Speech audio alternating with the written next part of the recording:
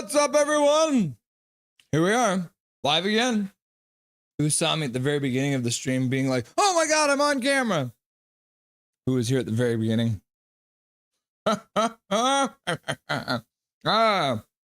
Hello, my name is Russell Holiday. You may be just as confused as I am starting this stream. But today we are here to watch some hockey together. We got a whole bunch of hockey to watch. I've got the Washington Carolina game currently on my television. So as you may have seen, I was updating the scoreboard as that goes. Right now it's 3-2. We're also going to be watching the game that I just closed. So that's going to be the Edmonton versus Vegas game. The Oilers versus the Golden Knights.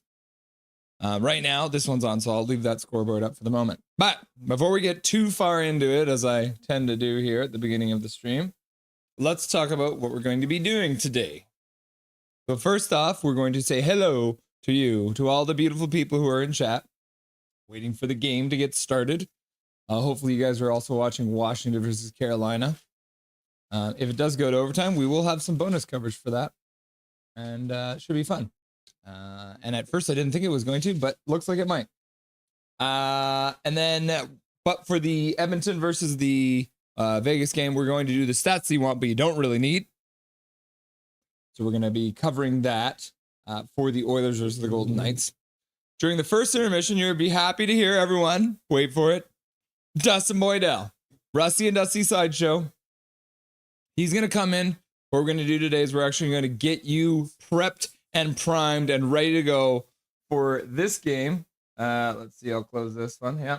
For the Abby Canucks versus the Colorado Eagles.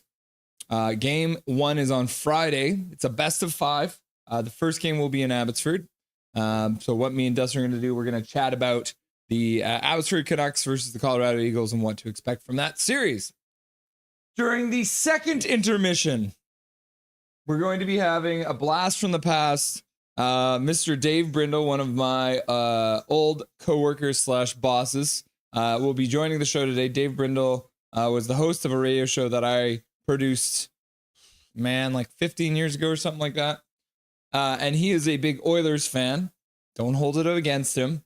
He's going to join us today to chat. We're going to do a getting to know you interview with Dave Brindle. So we're going to hear about his, we're going to hear about the time he had a beer with Wayne Gretzky. And I did not know that story, so I learned that one today. So you're going to hear about the story where Dave Brindle had a beer with Wayne Gretzky. My old boss. All right? So, hello, Oilers versus Golden Knights, bonus Canes versus Caps coverage.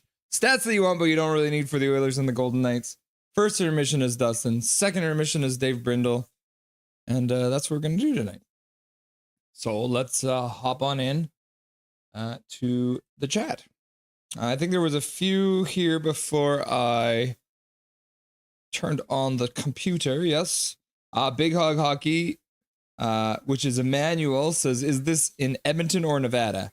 Tonight's game will be in Edmonton, because Vegas had home ice advantage till they lost it when they lost both games in Vegas. But yes, game 4 is in Edmonton. KJ Brazy, look it up.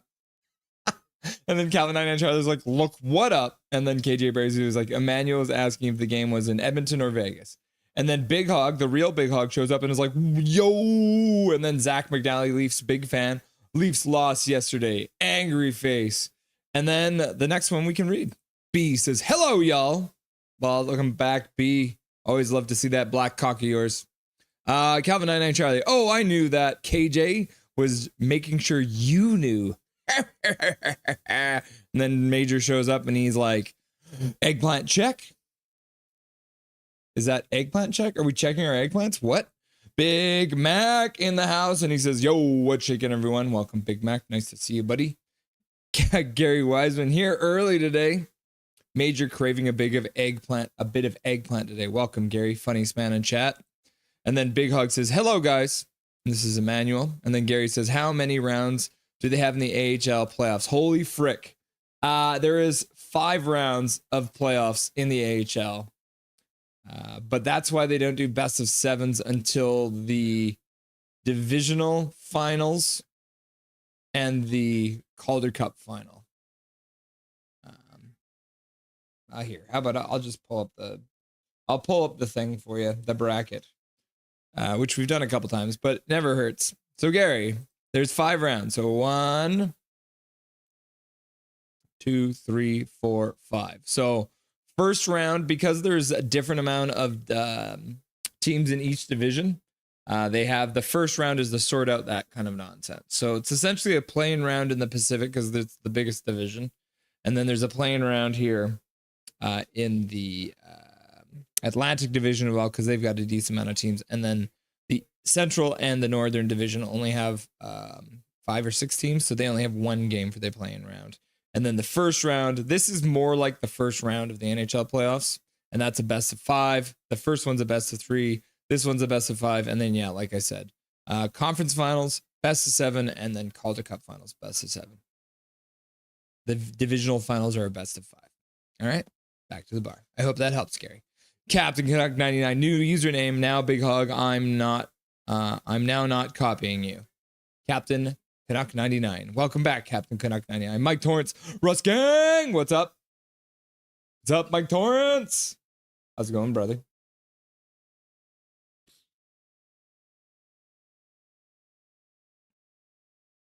Gary Wiseman, hello, Mike. And then Big Mac says, yo, Mike. And then Big Mac says, sup, Gary. And Gary says, soup. And then Big Mac's like, soup gang. And then Gary's like, soup gang. And then Gary Wiseman's like, who wins today? Predictions? And Big Mac's like, Canucks. Correct answer, says Gary Wiseman.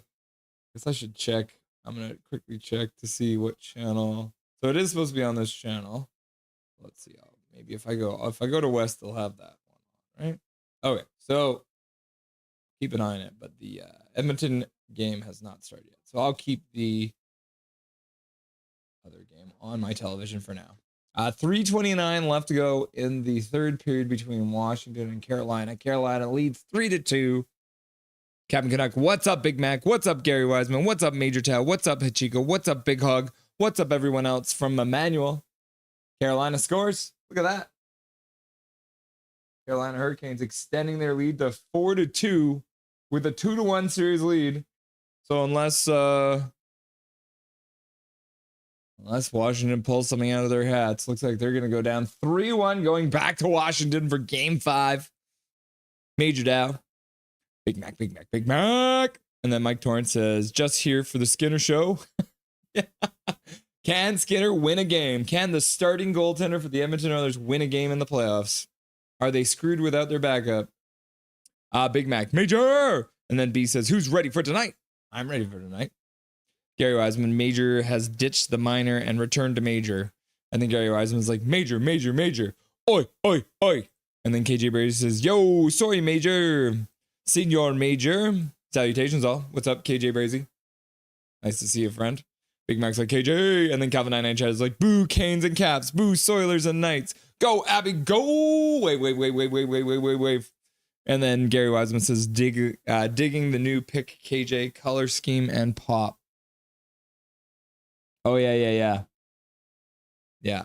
It looks like it's almost got like a bit of a black skate kind of vibe to it. Major Dow, Dobby. Then KJ Brazy Squared it here. What's up, KJ Brazy Squared? Is it funny that KJ Brazy Squared has a membership, but KJ does not?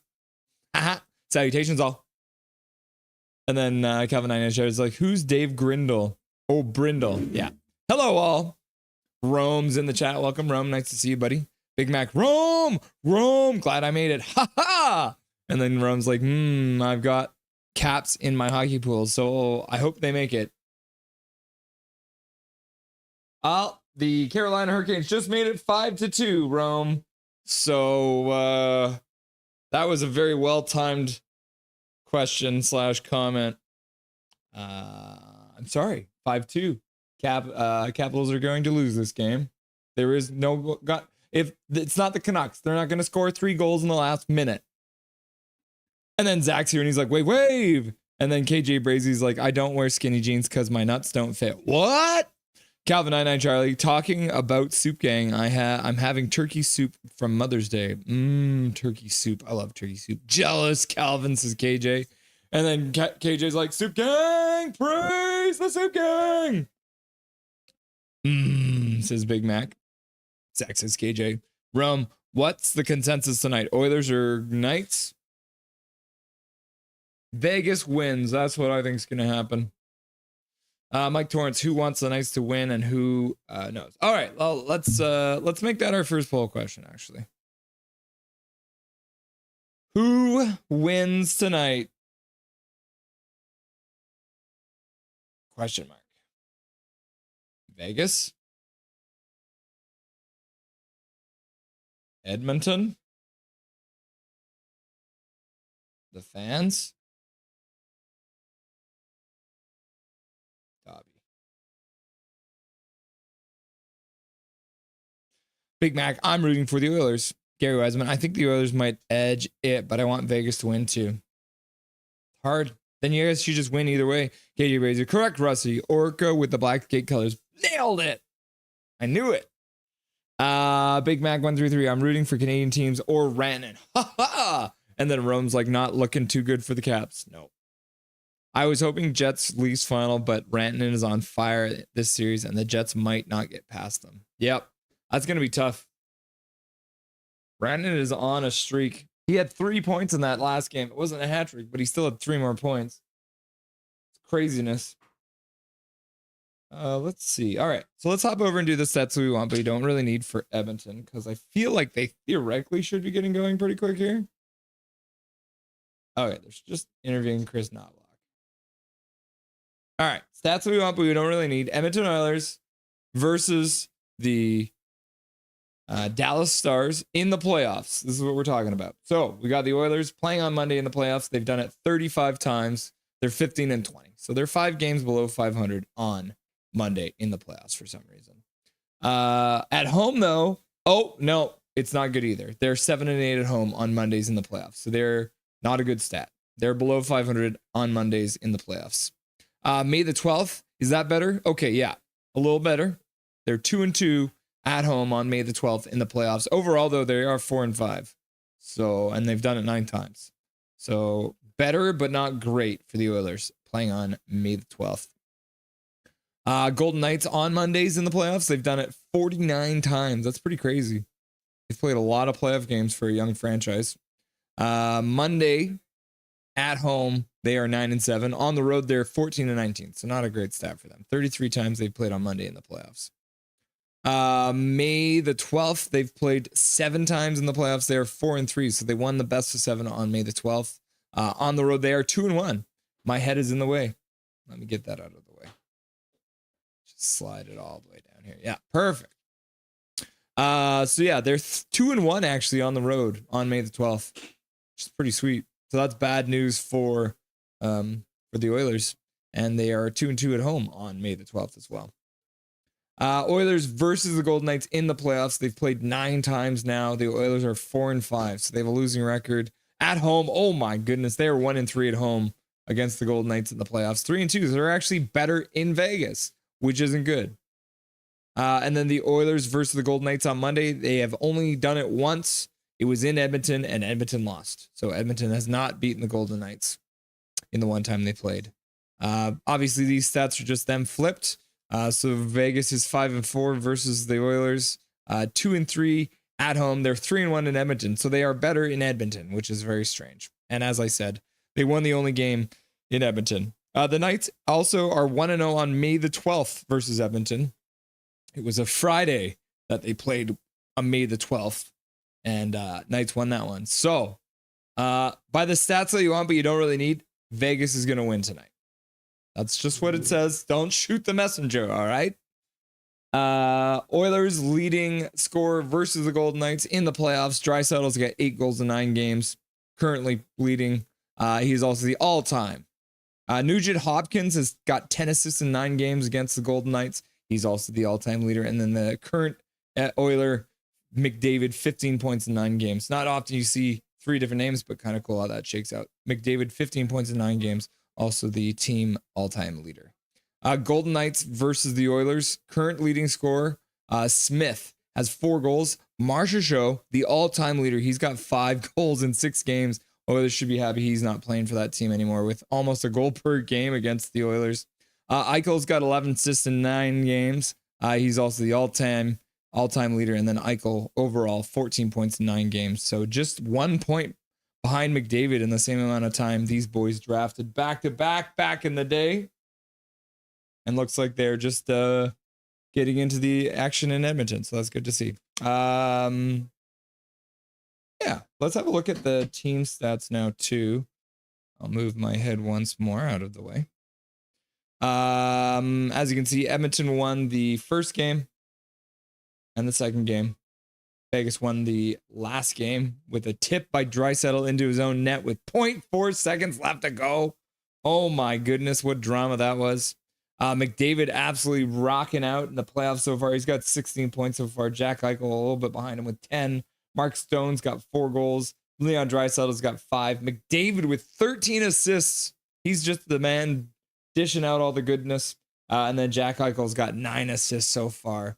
And if we're looking at power play percentages and team stats, the Vegas Golden Knights are 6th. The Edmonton Oilers are slightly better at 4th, 30% and 29.6. So very, very close. Only 0.4%. 0.4%? 0.4%, 0.4 seconds. Oh, it's all bad news for the Oilers here in these stats. The Oilers' penalty kill has not been good. 62.1%. They are 15 out of 16 teams. And need I remind you, there's only 8 teams remaining in the playoffs. That's how bad they are right now. Vegas Golden Knights, very good on the penalty kill. 80%, 4th best in the playoffs. Face-off wise, 11th and 8th. So pretty close, though. I mean, pretty much a coin flip there. The Oilers do score a lot of goals, though. They are scoring more than anyone at 4.33. They're allowing the 13th worst, 13 out of 16 teams. And remember, there's only 8 teams remaining right now. And then Vegas not doing great either. They are 10th out of 16. Look at that. The stats just flipped over. That means they're doing the Canadian national anthem. Oh, they're doing the Star Spangled Banner first. All right. Let's hop back over to the bar and we'll update this as well. So Carolina wins and they now lead the series 3-1. Cool. Sorry, Caps fans. Sorry, Ovi. Sorry, Ovi fan, if you're here. Calvin99 Charlie, let's go. 5 months of being a fan of Rusty. Sad I missed a few months, or it would be 7 months. Thank you very much, Calvin99 Charlie. I appreciate you becoming a member of the channel. That's awesome, brother. You were the 2nd ever member, and you will always hold a special place in my black heart. What's up, Zachary? Says KJ Brazy.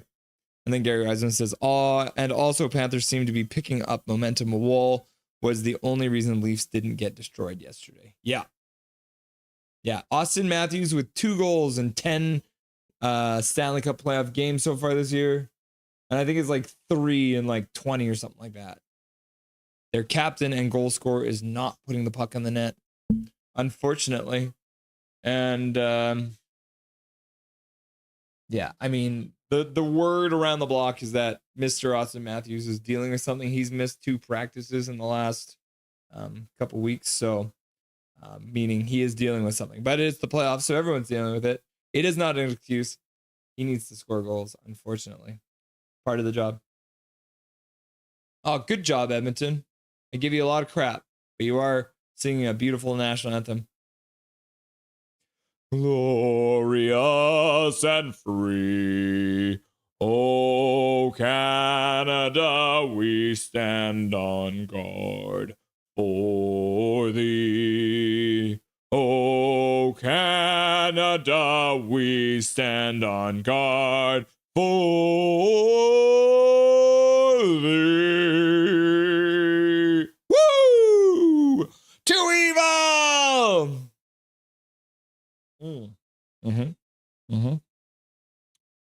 Oh yeah, first sip, always the best one. Zachary McNally, 25, Leafs big fan, good. KJ Brazy, Trevor London. KJ Brazy, Trevor needs to take over the bar duties. Lloyd isn't doing his job. I know, right? Sportsnet 360 is showing the Edmonton game. Yeah, it's on all the channels now. They've been taking their sweet time. Like, the game was supposed to start 20 minutes ago. So why do you say the game starts 20 minutes ago when it starts now? It's not. Gosh. All right. First period is about to get underway. They are lining up slowly at center ice. Whew.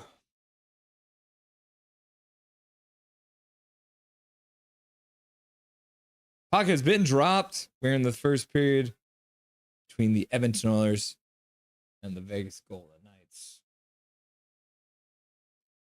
Kevin and let's go. 5 months of. Oh, wait. No, it says, did anyone see Big Head Hockey's video on Vancouver Canucks about years ago on Jim Benning?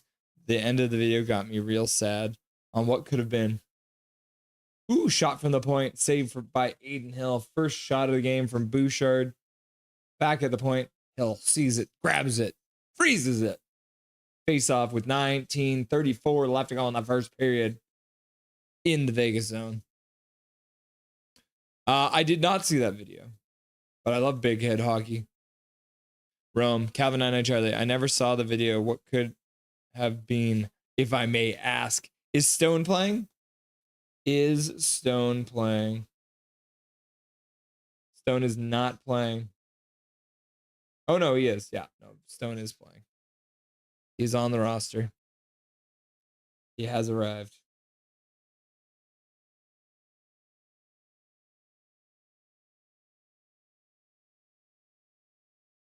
Hey, Russ, is Milosh. What's up, Milosh?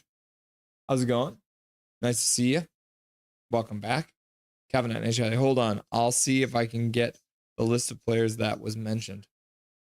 Rem. Mike Torrance. Yes, Stone is back in the lineup. Good, says Mike. Good.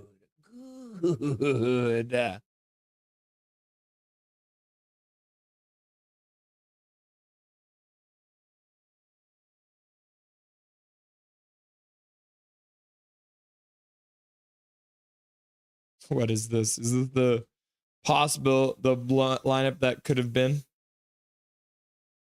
Kachuk, PD, Pasta, Caulfield, Nylander, Besser, DeBrincat, Miller, Toffoli, Gunther, Horvat, Hoglander, Hughes, Tanev, Forsling, Anderson, Theodore, Chatfield, Demko, Shilovs.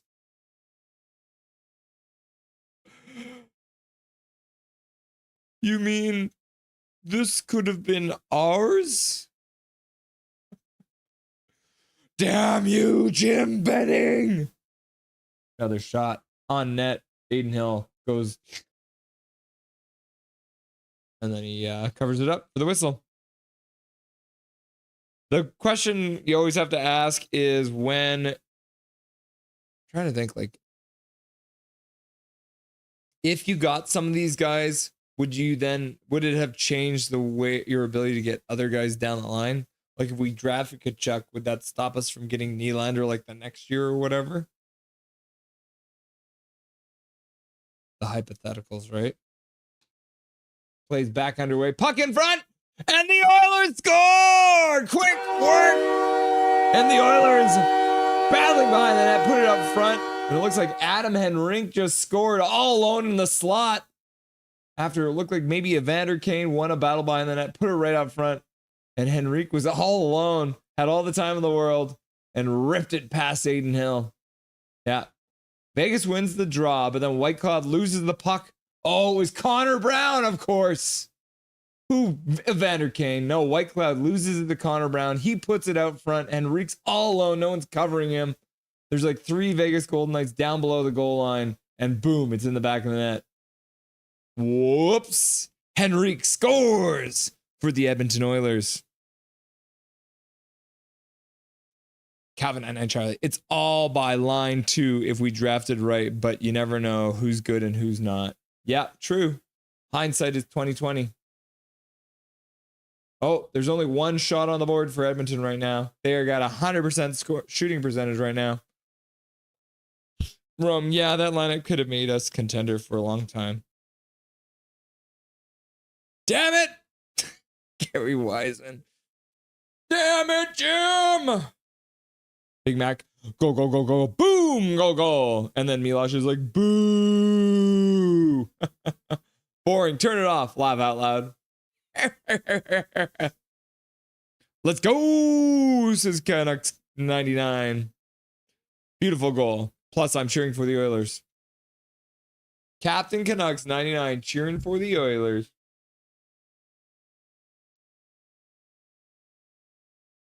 Oh, puck goes down low. Eichel couldn't handle it though. Edmonton recovers. A little fake drop pass there. Look at that. Draisaitl through center ice over the blue line. Trying to feed it across for Podkolzin. Couldn't get it through his man though. Draisaitl can't come up with the puck. Vegas takes control, skates out of their own zone. Like Stone drops it back to the point. Goes past his man though and all the way down the ice. Hurdle. Aiden Hill passes up to him from the corner. Carlson through center. He gets hit down. Turned over for McDavid. McDavid through the high slot. Shot! Aiden Hill makes a save. Puck goes over. And then Aiden Hill tosses Hyman out of his crease. Hyman's not happy about it. Bro, you're in my crease. He got out. Oh, he's got a big smile on his face. He's fine.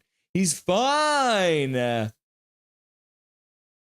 Carlson gets stepped up on, loses the puck. McDavid skates through. And then Aiden Hill just shoves Hyman right out of his crease. Like, what are you doing in my crease, bro? Ugh, says Mike Torrance. Screw Edmonton. I'm cheering for Vegas. Fair enough. Derek in the chat. Jumbo Pang Chang Wang Moby Dick Ahab, also known as Derek Wang, in the chat. Zach McNally 25, least big fan, nice. And then Big Hog Hockey's like, what? Shaking everybody. What's going on, Big Hog? You are no longer being copied. He is now named Canucks fan 90 or Canucks Captain Canuck 99. He's not Big Hog Hockey anymore. Rome, hey, Big Hog Hockey, hope all is good. By the way, everyone, if he didn't tell you guys yet, Big Hog Hockey made his lacrosse team. By the way, everyone, make sure you give props out to Big Hog Hockey, making the fancy team. What's the team name again, Big Hog?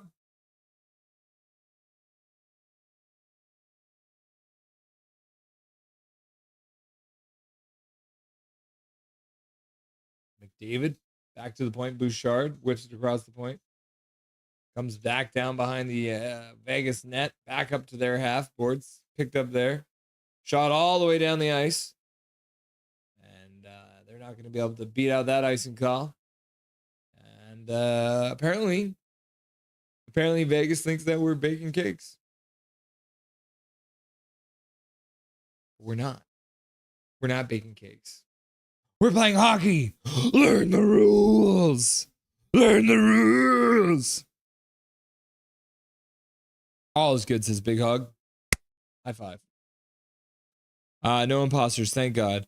Hog equals big, says Big Mac. Vegas gets it out to center. Edmonton collects it there, though. Vegas will get some changes done.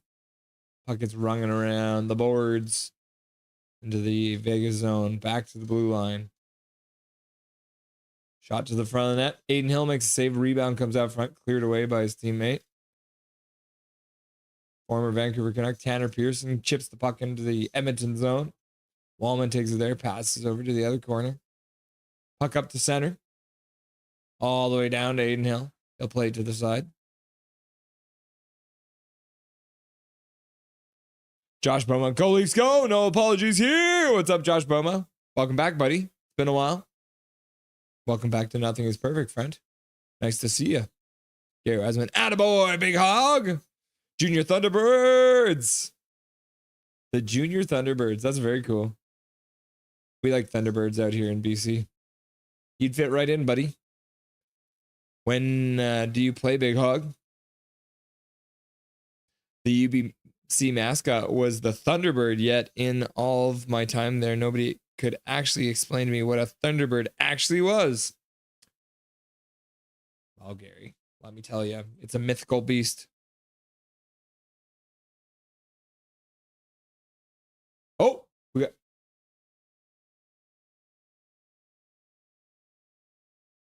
Frederick and Heg going at it. Full on fight happening in the corner.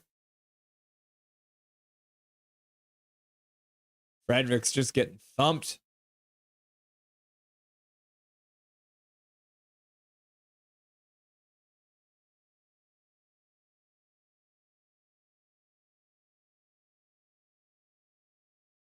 They're still going. Oh, yeah. Hey, just giving him shots right to the jaw a couple times. He's chewing on his own chin strap. Boys have no juice left, and the just running out of all that juice is left on the ice. It's gonna be a sticky mess over there, leaving all that juice out there.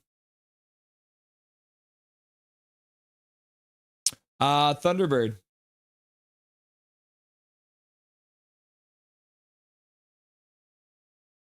This is it, brother. The Thunderbird. The Thunderbird is a mythological bird-like spirit in North American indigenous peoples' history and culture. It is considered a supernatural being of power and strength. It is frequently depicted in art, songs, oral histories of many Pacific Northwest coast cultures, but it is also found in various forms among some peoples of the American Southwest, U.S. East Coast, Great Lakes, and Great Plains. Knowledge is power. G.I. Joe! August. Cool.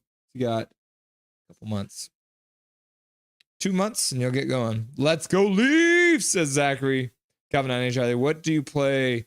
Do you get to play over the country? Josh Bowman, they can do this if we win at least 2 of the next 3 in however order we can get the job done. Josh, I've said it once and I'll say it again. You are not in trouble until you lose at home. So far, the Toronto Maple Leafs have not lost at home. Your panic level should be 0. There's a reason you play 7 games. If you haven't lost at home, you're fine, especially when you have home ice advantage. Big Oggy, it's in Oakville, Ontario, and we play the other junior NLL teams. Yeah. So he's actually in the feeder league for the NLL, which is the National Lacrosse League. That's a tongue twister. All right. So out of all that shenanigans, Vegas comes out with the power play for some reason. Podkolzin picks up the puck in his own zone. He flips it down the ice. Hurdle brings the puck in. Stone puts it down to Hurdle on the half boards. He's getting cross-checked on the ground. Puck back to the blue line. Oilers can't get out, though. Oh, and then bounces off Eichel's facing out. Mark Stone at center. He manages to get the puck in. Hurdle rings it around the boards. In behind for Stone. Stone tries to put it over for Hurdle, but it gets intercepted by Nurse. Stopped at the point. Way to keep that in there at the point. But then Podkolzin gets it, and he rips it off the glass and all the way down. And after all that, a minute's already gone from the power play for the Vegas Golden Knights. 14-18 left to go in the first period. I haven't given you guys a countdown yet. So here it is. 14, 12, 11, 10, 9, 8, 7, 6, 5, 4, 3, 2, 1. 14 minutes left to go in the first period. 35 seconds left to go in the power play for the Vegas Golden Knights. 1-0 Edmonton leads. Big Hoggy. One would be... Oh! McDavid shorthanded getting a chance. Oh, he's always dangerous. Aiden Hill stopping him, though. McDavid tried to go 5-hole, and Hill was like, no! Puck comes all the way back to center off of a shot that went wide and off the boards. Vegas puts it in the zone. Oh, and then... Oh, my gosh. Blown coverage by Edmonton, and suddenly there was a breakaway right down the slot of their own zone. Vegas couldn't get it past Skinner, though. Skinner shuts the door, keeping it a 1-0 game. Puck in the corner. Vegas digs it out right into the middle. Shot towards the net. That one goes off of Nugent Hopkins, button wide. Box or field, Big Hog. I've asked before, but I forget. Oh, and then another partial break, and Aiden Hill makes a blocker save on, was that Connor Brown? The Superior Brown? Or Superior Connor? Draisaitl in. He's down into the corner of the Vegas zone. Pearson intercepts it there, puts it over to the other side. Vegas flips it out to center. Big hit there. Is that Podkolzin flying in there? Draisaitl sidesteps his man, skates right into the middle of the slot, dishes across for a shot from Nurse or Evander Kane instead. Draisaitl, why didn't you shoot that? Your shot's better than Evander Kane's anyways. Puck comes all the way out to center. Goes off an Edmonton Oilers, so no icing. But Vegas does relieve the pressure for a moment. Hey, says Jessica. What's up, Jessica? Welcome back. Nice to see you. How's your day? Who are you cheering for in this game? Are you cheering for Vegas or Edmonton? Too evil, says Zach. Cheers.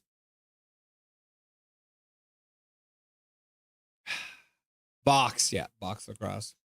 Too evil! Aiden Hill just slashed someone on the butt. They crashed his net, fell down beside him, and then Aiden Hill smacked him on the butt with his stick. Paddle style. Aiden Hill's not taking any crap from anyone. This is just chaos. It's up and down, back and forth, blown defensive coverage everywhere. Everyone hates each other. There's already been a fight. It's a 1-0 game, but it could be 7-3 for all I know. Puck to the middle, slot, through a crowd. Nobody gets it. Wow, I missed the fight. Yeah, you did. It was a good one, too. Chucking knuckles. Oh, puck shot just wide. Stone tried to tip it. Couldn't get a piece of it, though. Puts it behind for Eichel. Eichel puts it back to the point.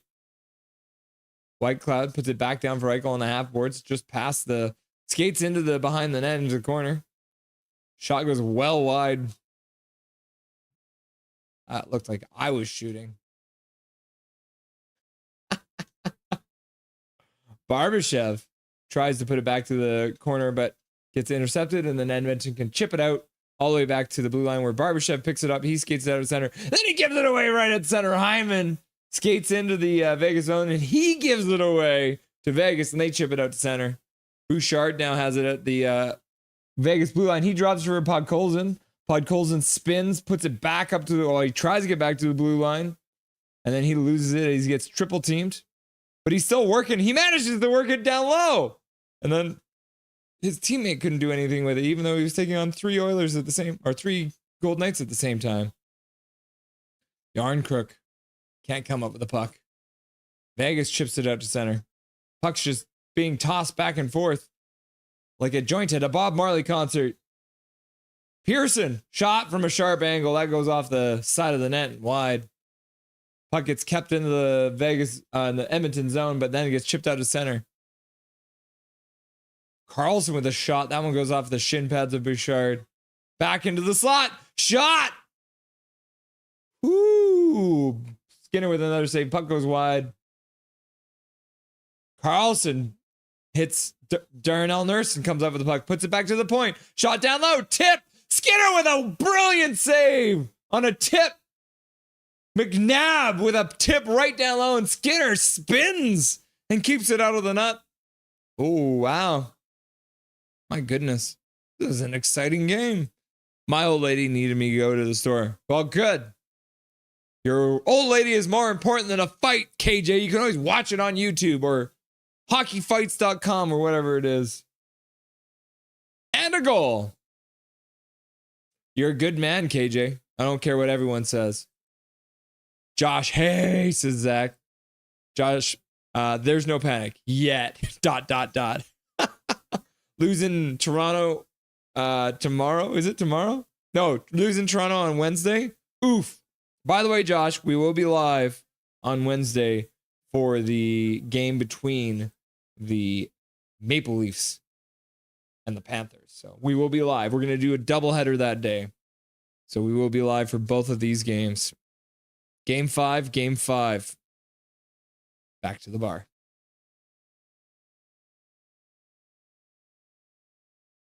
This has been a very exciting game. 9:23 left to go in the first period. Swear jar. He puts the swear jar out and then he swears. Fuck! Swear jar. Kevin and Charlie, there was a fight and no one said anything. I said things. I described the fight to you, bro. Russ is ahead of me for once. Laugh out loud. You know what song I hate is that Connor Hellebuck song. So dumb. Yep. People are making fun of that song a lot for obvious reasons. And you know what song I hate? Something about being on the line. Lay it on the line. Will you lay it on the line? Lay it on the line. KJ Brazy, I got some ribs and chicken on the grill. Ribs and chicken. Trevor Linden, do you want some ribs and chicken? Because KJ says he's cooking some. You want some, Trevor? Hey, Trevor. Are you good? You chilling? All right. I thought I'd offer anyways. Jessica, I'm good, Russell. How are you? I guess I'm cheering for Vegas. Laugh out loud. I'm doing good. It's been a fun game so far. I guess I would be, I don't know. I'm just cheering for hockey. I think that'll be my final answer. I don't think I'm cheering for either one of these teams. Gary Wiseman, not your own ribs, I hope. Yeah, that would be really weird. That would be like Silence of the Lambs, but for Gen Z, because you're auto cannibal. That would make you an auto cannibal because you're eating yourself. KJ, how can you be jealous of mine when you having grilled ribs and chicken? Laugh out loud. They're also ECJLL, aka the East Coast Junior Lacrosse League. There's an import draft, 10 rounds, 5 picks per round, so only 5 teams. Ages 17 to 21. Oh yeah, so it feeds into that. So that's like the intermediary. All right. Out of the chaos, Edmonton comes up with a power play. So they have a chance on their first power play of the game to make it 2-0 before the end of the first period.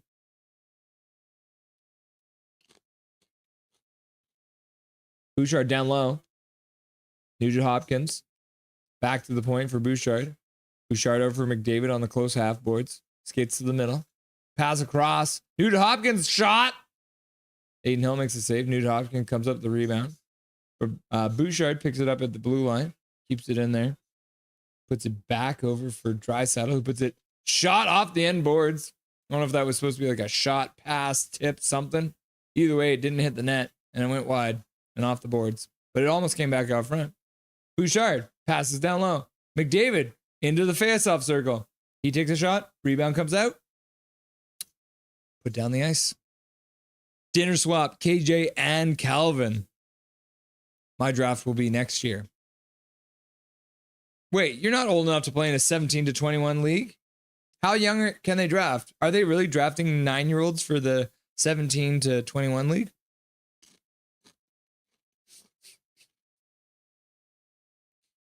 Calvin 99 Charlie, sometimes I think we're the same person. Big Ogog, you can't join them. You 9 years old. Draisaitl, across the rink, back to the point. Bouchard tries to put it down for Draisaitl. He gets it late, shoots it anyways, and it goes wide of the net and down the ice. Skinner will stop it in his corner, but that'll be in a power play. Edmonton up to 10 shots now in the game. Big Hog Hockey, I'm so good. I've been called up. What? In Pickard the Oilers. But he's pretty big for a 9-year-old. Yeah, fair enough. If you're big enough, even if you were a small 9-year-old. Welcome in, Pickard we trust. How you doing, friend? Are you getting nervous? If you guys win tomorrow, you're fine, right? Evander Kane scores a goal, and then Ian Hill comes after him. Anarchy. The goal celebration is a fight.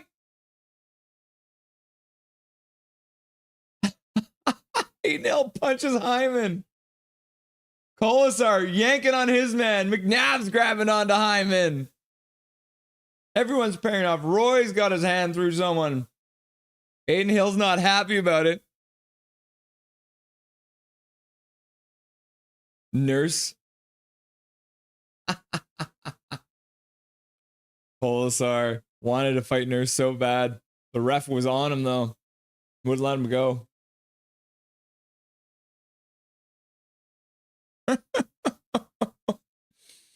So,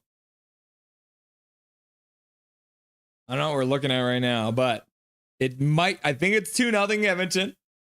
I did push the thing, which had their little links fly across the screen.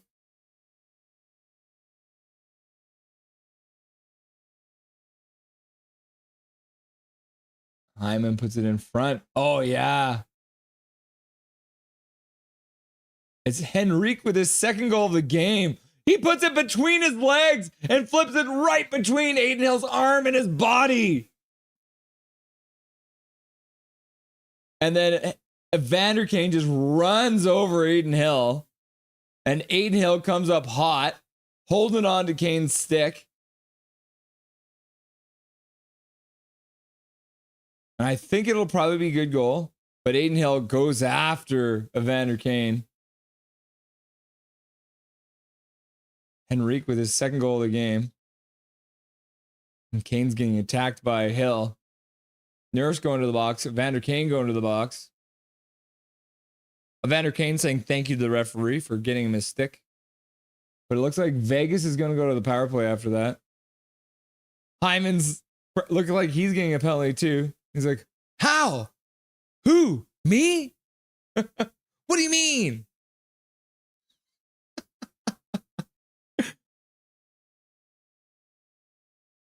Oh my goodness. Zach's like, go, go. So Zach is cheering for the Oilers.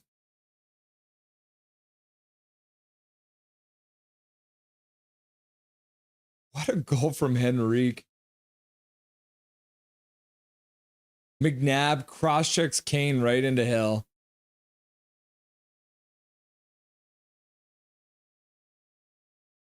But I mean, like, if I'm Evander Kane and someone gives me even the slightest bump on my back, well, I mean, I wouldn't do it if I was Evander Kane, but Evander Kane, flick him on the back and he'll go into Hill, right? Like any contact. Well, either way, Vegas now gets a power play. See if they can get back into this game with a power play goal. Stone behind the net. Passes over to Eichel in the close corner. Back across, gets tipped on the way through. Puck to the middle. Back to the blue line. Theodore puts it down. Gets it back. Shot to the middle. Eichel. Toe drags. Doesn't shoot. Looking down low for out in front. Misses his man. One timer. Skinner comes across. Makes a save with his shoulder. Vegas recovers. Back to Theodore on the blue line. Passes down to the half boards. Hurdle. Back to the blue line. Shot to the front. That one goes off someone in front wide. Dorfia puts it behind the net for back to Dorfia on the half boards. He goes across the old rink and gets intercepted, and Edmonton will shoot it down the ice.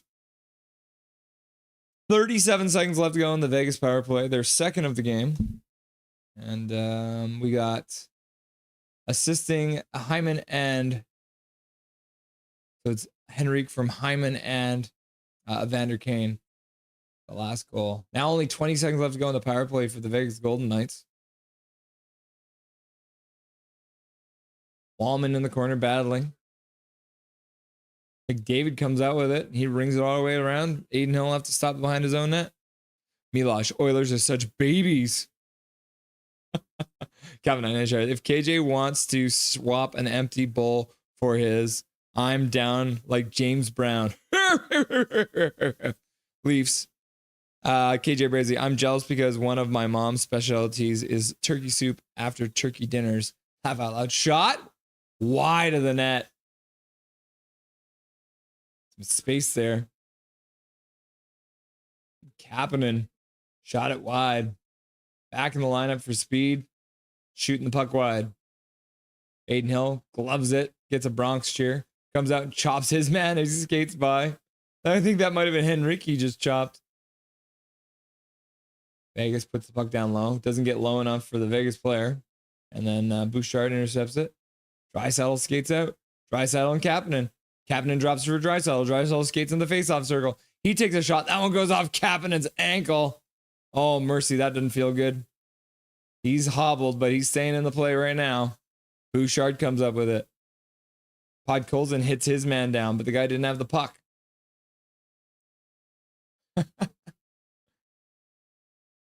Nugent Hopkins in on the forecheck. Oh no, that's Podkolzin. Podkolzin digs the puck out, gets a clear and shot to the net. Captain's going to the dressing room after getting a shot off the ankle from his own teammate Draisaitl. Dasis Nukuts. Skytrain Elfin. Skinner. Vegas dinner. I like that, Skytrain Elfin. Welcome to the chat. Skytrain, did you enter a Discord for the Abbey Canucks? I feel like I saw you in a Discord for the Abbey Canucks. Is that correct? Big Hog Hockey. Dallas Mavericks won their first overall pick. They had a 1.8 chance. What? That's crazy. 1.8% chance and they move all the way up to first? Jeez. Oh yeah, my mother-in-law made the soup. I love her macaroni salad, which I can eat like a massive white bowl of loud. Yeah, I love some macaroni salad too. Better than Canucks luck? Yep. Basketball. This is Big Hug. Basketball. Bull PP. I like it. Bull PP. Crappy PP. Stupid PP.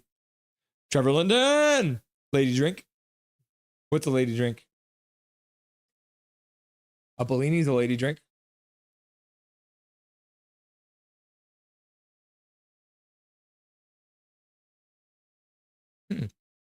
I knew Dallas was getting that number 1 pick as soon as they traded Luka. It's crazy. Is it rigged? Good point. Laugh out loud. KJ, just like I knew Bedard was going to Chicago after they lost Kane and Taves. Yeah, it's all rigged, isn't it? Big Hockey. The Mavericks owner is on Shark Tank. Oh, yeah. All right, so Captain's come back from the dressing room. Getting back to the lineup and getting hit by Draisaitl. That's his new good. But he's back on the bench for the Oilers. It's all shady, says KJ. Yep, Slim Shady. In Pickard the Oilers, NHL is a business, not an equity-based paradise. KJ Brazy. Mark Cuban would never trade Luka.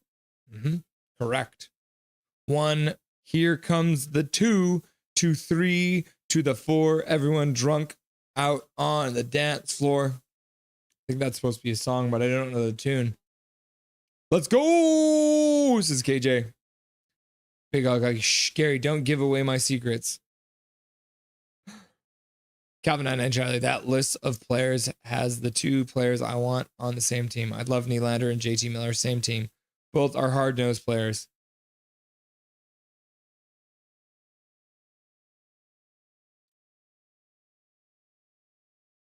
Uh-oh. Kapanen gets his first game back. He gets hit by a puck and then takes a penalty. So Vegas has pulled their goalie. They'll go 6-on-5 until Edmonton touches it. But right now they're controlling and they skate into the zone. Hurdle puts it back to the blue line. And then, whoops, puck dribbles away from the Vegas player. Captain will be going to the penalty box. And Vegas will be going to their 3rd power play of the game. In Pickard the Oilers. I'm not nervous. I still believe, but it's difficult for a team to be positive when almost the entire league is against them. That soccer goal was beyond pathetic. What a load of crap.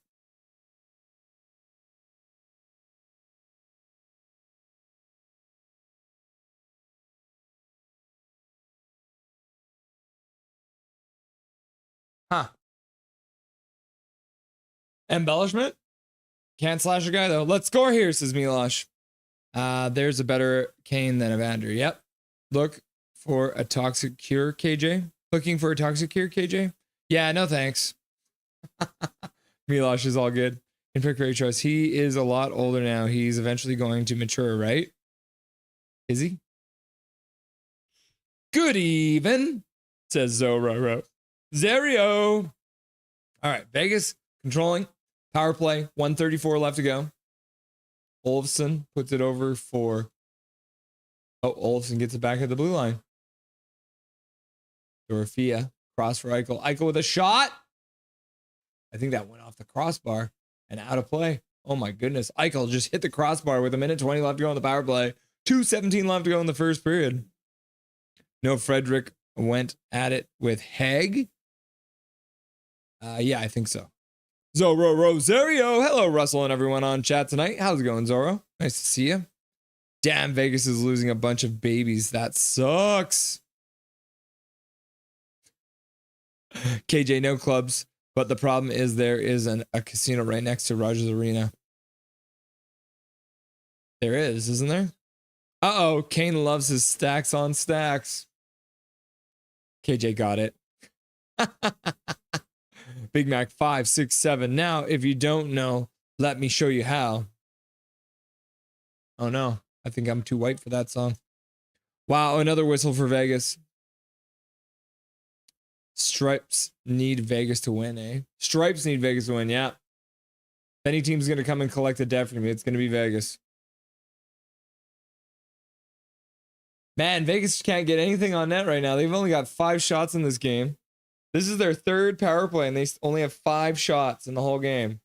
I don't know if they have a shot in any of their power plays because that last cycle one didn't even count because it hit the crossbar. They move into the zone again, try and pass all the way across. Dorfia picks it up in the corner, flips it behind the net. Carlson doesn't get there, though. Barbashev keeps it at the blue line. Carlson picks it up, puts it in the middle for Barbashev. He puts it back to the point for Theodore. Theodore puts it over for Carlson. Carlson has it goes off the back of his stick and out. So they'll have to retreat to their own zone. And now they're stuck on Edmonton's blue line where it gets intercepted and shot all the way down the ice. And Aiden Hill will play it around the boards. Pass Carlson to no one. Oh, what a comedy of errors that was. Less than a minute left to go in the first period. Carlson skates in. Tried his best to put his whole team offside. Pearson battling the corner. Chips it wide. Trying to get back to blue line. Gets there. McNabb skates up right into the red line, but passes in front of the net. Doesn't get to anyone.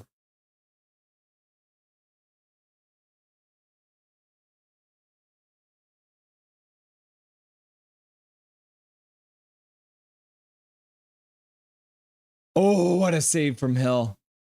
Right at the end. Draisaitl with a chance set up by McDavid. Hill shut the door. Hyman just got smoked by Kolesar. McDavid back to the blue line. Nurse shot.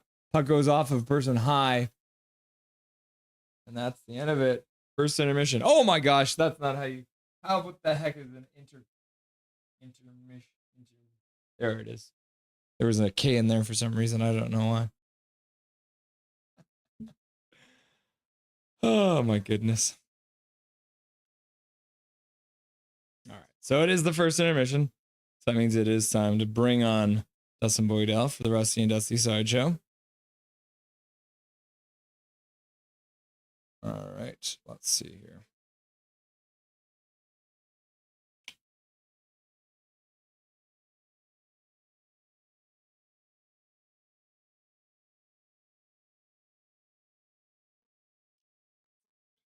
All right, everyone. The moment you've all been waiting for all night long. The Rusty and Dusty Sideshow with Dustin Boydell. How's it going, buddy? Hello, hello. How are you doing tonight, sir? Very good, very good.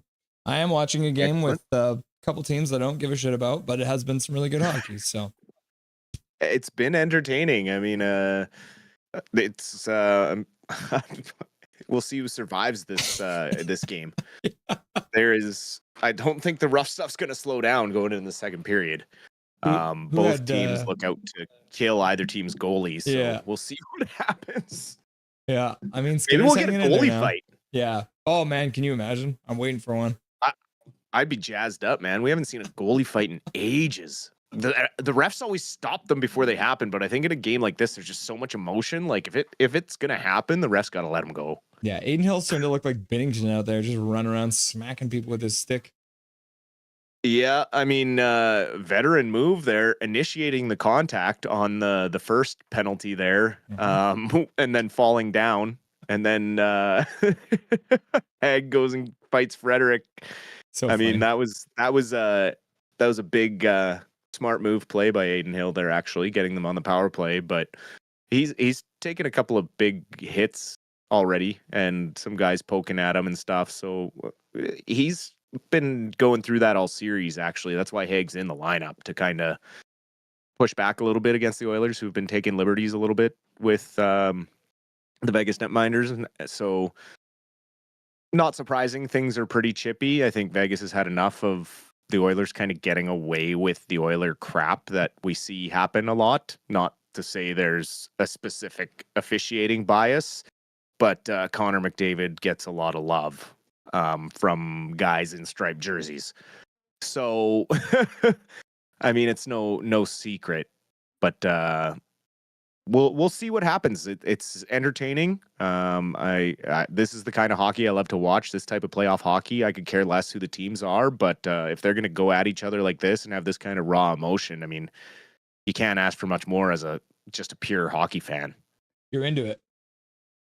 Absolutely.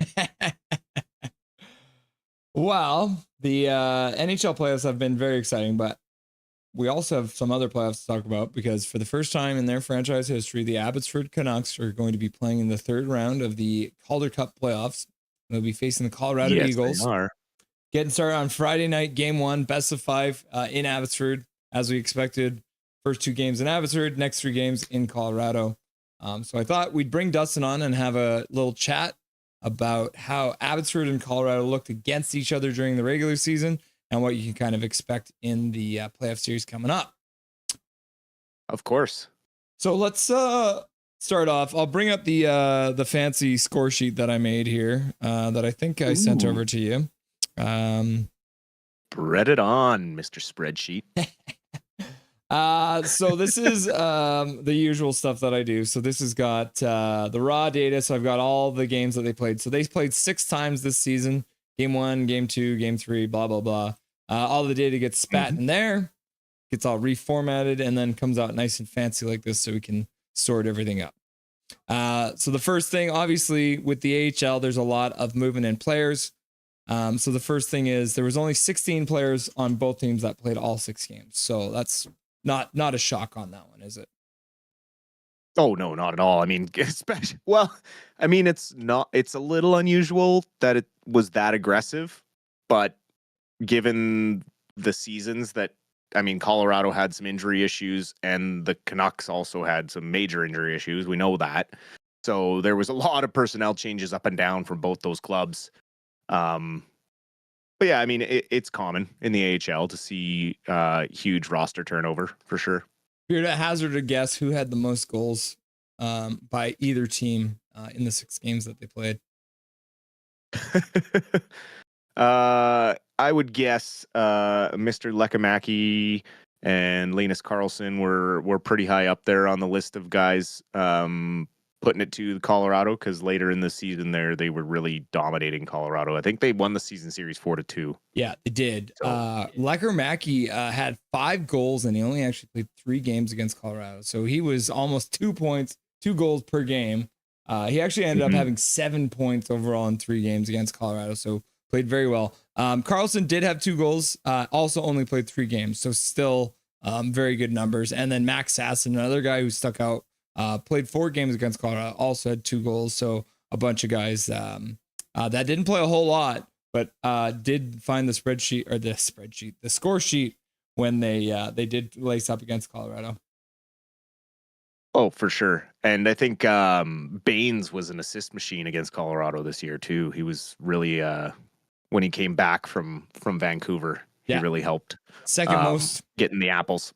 So him and your boy Ty Mueller. Ty Mueller had 5 assists and Archie Baines had 4. And then Will Lannon and D. Petey actually both had 4 assists as well for the Abbotsford Canucks against Colorado during the regular season. And the same thing, Baines had 4 assists in 4 games. Will Lannon had 4 assists in 4 games. And D. Petey had 4 assists in 4 games. Obviously, D. Petey won't be playing in this series. But either way, like Ty Mueller, almost an assist every game he played against them too. Yep. And then the last one. There's a reason why Mueller got called up, right? Like the stats speak for themselves. The kid was a machine. I think the last thing I'll look at for the stats here will be just the fact that it's Baines, Lekamaki, Mueller, and Will Lannon are the top 4 highest scoring players through the regular season. Mueller is the only one who played all 6 there, but all 4 of these players will be playing. And they had 7 points for Baines, 7 points for Lekamaki, and then Mueller and Will Lannon both had 5 points as well. I should also note that Lecker had 15 shots in 3 games. So that's 5 shots per game, which is pretty damn wild. It was so fun to watch these guys, man. It was such a different contrast to like watching the big Canucks. Just the way the young guys would pepper the net and just find ways to get shots through. It was awesome. It was awesome. When the system started clicking, it was so fun. Dustin, make sure you check out the Glovey McGlovin video about Tocchet quitting TNT, because he does a supercut of every time Tocchet's talking about his shots and how he didn't like the shot. I think you would love that video. I will probably have to check that out for sure. Yep. Okay, so before we jump over the season series stats, the team stats, Swerve and Irvin just donated $2.79. Dusty, who failed, the Canucks or Podkolzin? Ooh. I wouldn't say that Podkolzin failed. I mean, he was a young player still developing and trying to find his place in the lineup. I wouldn't say the Canucks gave him the proper shot, given the type of tools he had as a player. And I think some of that comes down to what we've seen in the past from Tocchet's history with young players, and especially young offensive players, and trying to coach them the right way. Everywhere he's gone, the years that he's there, the young offensive players just don't thrive. And it was history repeating itself again in Vancouver. Unfortunately, Podkolzin was one of those, sacrificial lambs. He didn't work out under Boudreau, and then Tocchet really didn't give him a fair shot, so away he went. So I guess to answer your question, I mean, the Canucks probably gave up on him too early, and Podkolzin maybe wasn't getting the messages the right way, so it may have been a joint effort in that one, but he's definitely rekindled himself and found a place in Edmonton here and is playing well in the playoffs. I'm going to take the third option you didn't give us and say his KHL team ruined him, because his development in the KHL was horrific. That's a story for another time. Yeah, I mean, that's pretty much anyone who goes to develop in the KHL. Yeah. you don't quite get the perspective of junior hockey here, where they prepare you for the NHL or the NCAA now. It's very different. They punish you because you say you're going to North America. It pretty much. KJ Brazy also becoming a member, 4th month becoming a member, KJ Brazy, and he did it with a message that says, Big Dusty in the house, Rusty and Dusty show greater than Katie, you're one lucky lady. That's a handsome man, just the right amount of scruff. Okay. They love you, Dustin. I love them back. Love you back, chat. Always fun to be here.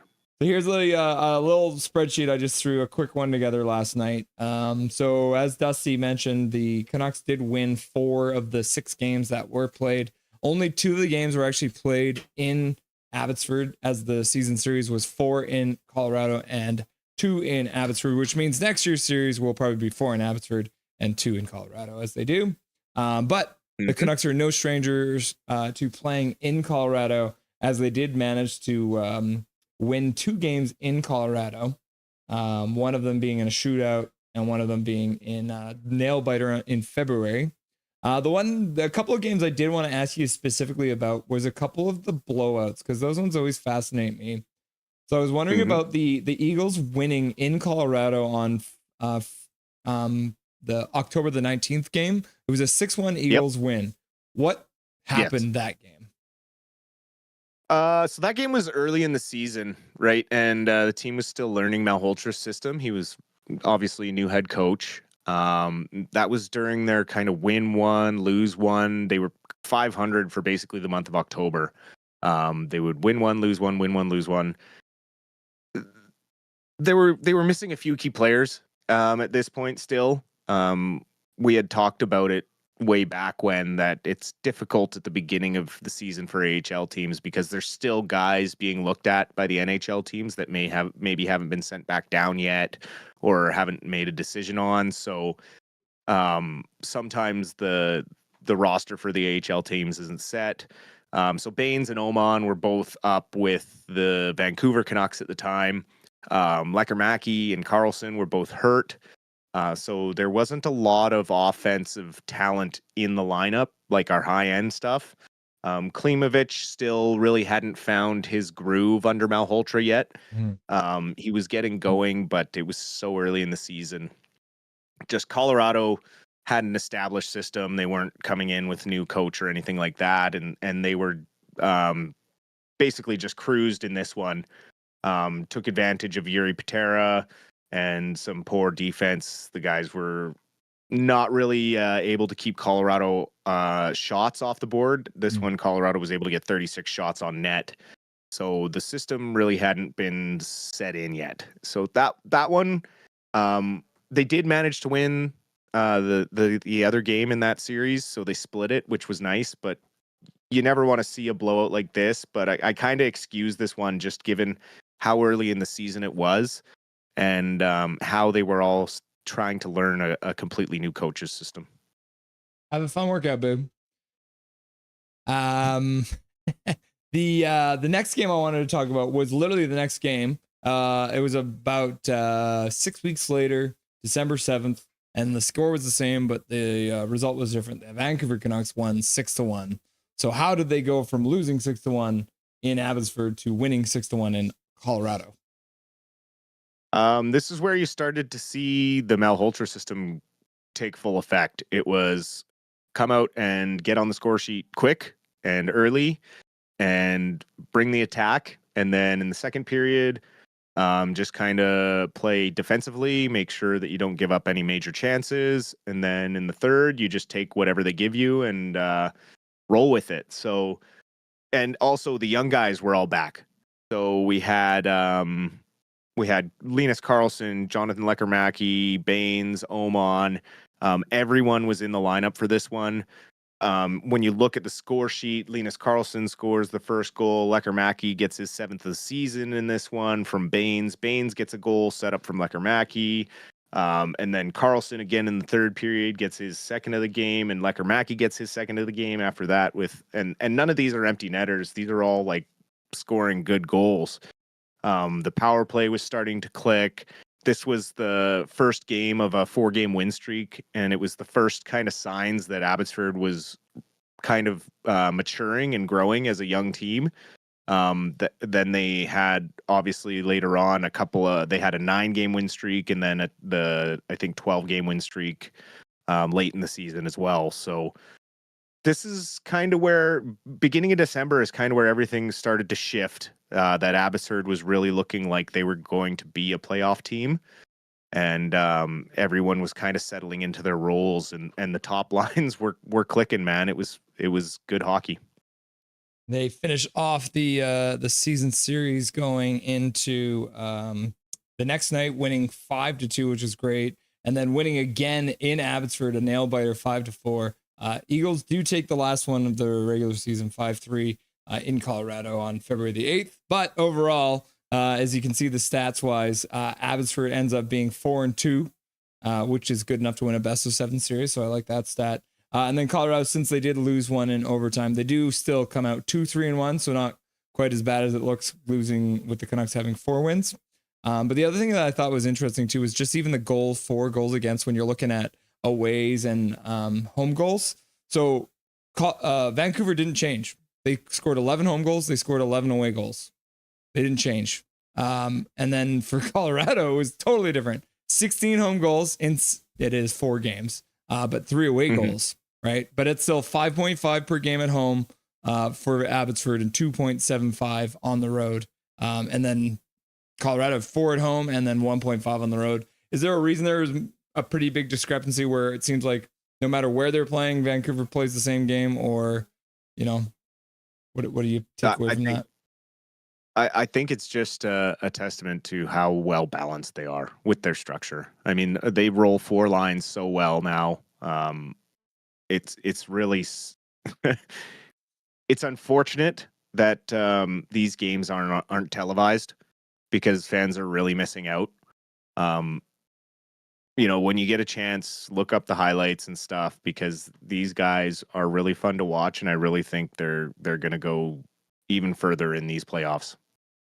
Yeah, I was going to say, I think we need to look at probably not this year, but well, I mean, if they keep on going, we might try this year. But I was thinking of me and you kind of doing a an Abbey Canucks kind of highlight style package. Because I see a ton of the guys, obviously, like Jake's Takes Hockey, Diener HD, all these guys are doing highlight packages for the Canucks, but nobody's doing it for the Abbey Canucks. So I think that might be something we should look at doing moving forward for all the kids, because like you said, the hockey down there is amazing. And you want to know what your prospects are doing, and that's the best way to figure it out is to watch the highlights. Yeah, and like honestly, this is the most involved I've ever been with the farm team because of, you asking me to kind of take that role and focus on them a little more. And it's given me so much more knowledge about the team and who's up and coming and who's kind of ready to make that jump. And it's just been really, really rewarding. And I've gotten to see some incredible hockey games because of it. Awesome. Dustin, thank you very much for joining us, getting us all up to date on the Colorado Eagles and the Abbey Canucks coming up, playing on Friday. We will be live on Friday. I don't know what your schedule looks like, but that night, would you mind? Do you feel like jumping on after the Abbey game is over, and we could do a post-game show for them? Yeah, I should be around Friday night to jump in and have a little chat. I'd like to talk kind of about Colorado and how they haven't really been great this playoffs yet. They really struggled to beat San Jose, so that's something that bodes well for Abbotsford going into the series. Cool. Well, we're going to be live again on Wednesday, so I don't know if you got time that night, so we could always fit you into one of the intermissions too if you want to chat more about the Eagles through the playoffs so far. Sounds good. Yeah, we can sneak something in there. Cool. Sounds good, brother. Enjoy the rest of the game. We'll talk to you soon. You as well. Dustin Boydell, everyone. Look at that timing. Puck has been dropped. Second period is underway. You love to see it. 2-0. Oilers leading after one period of play.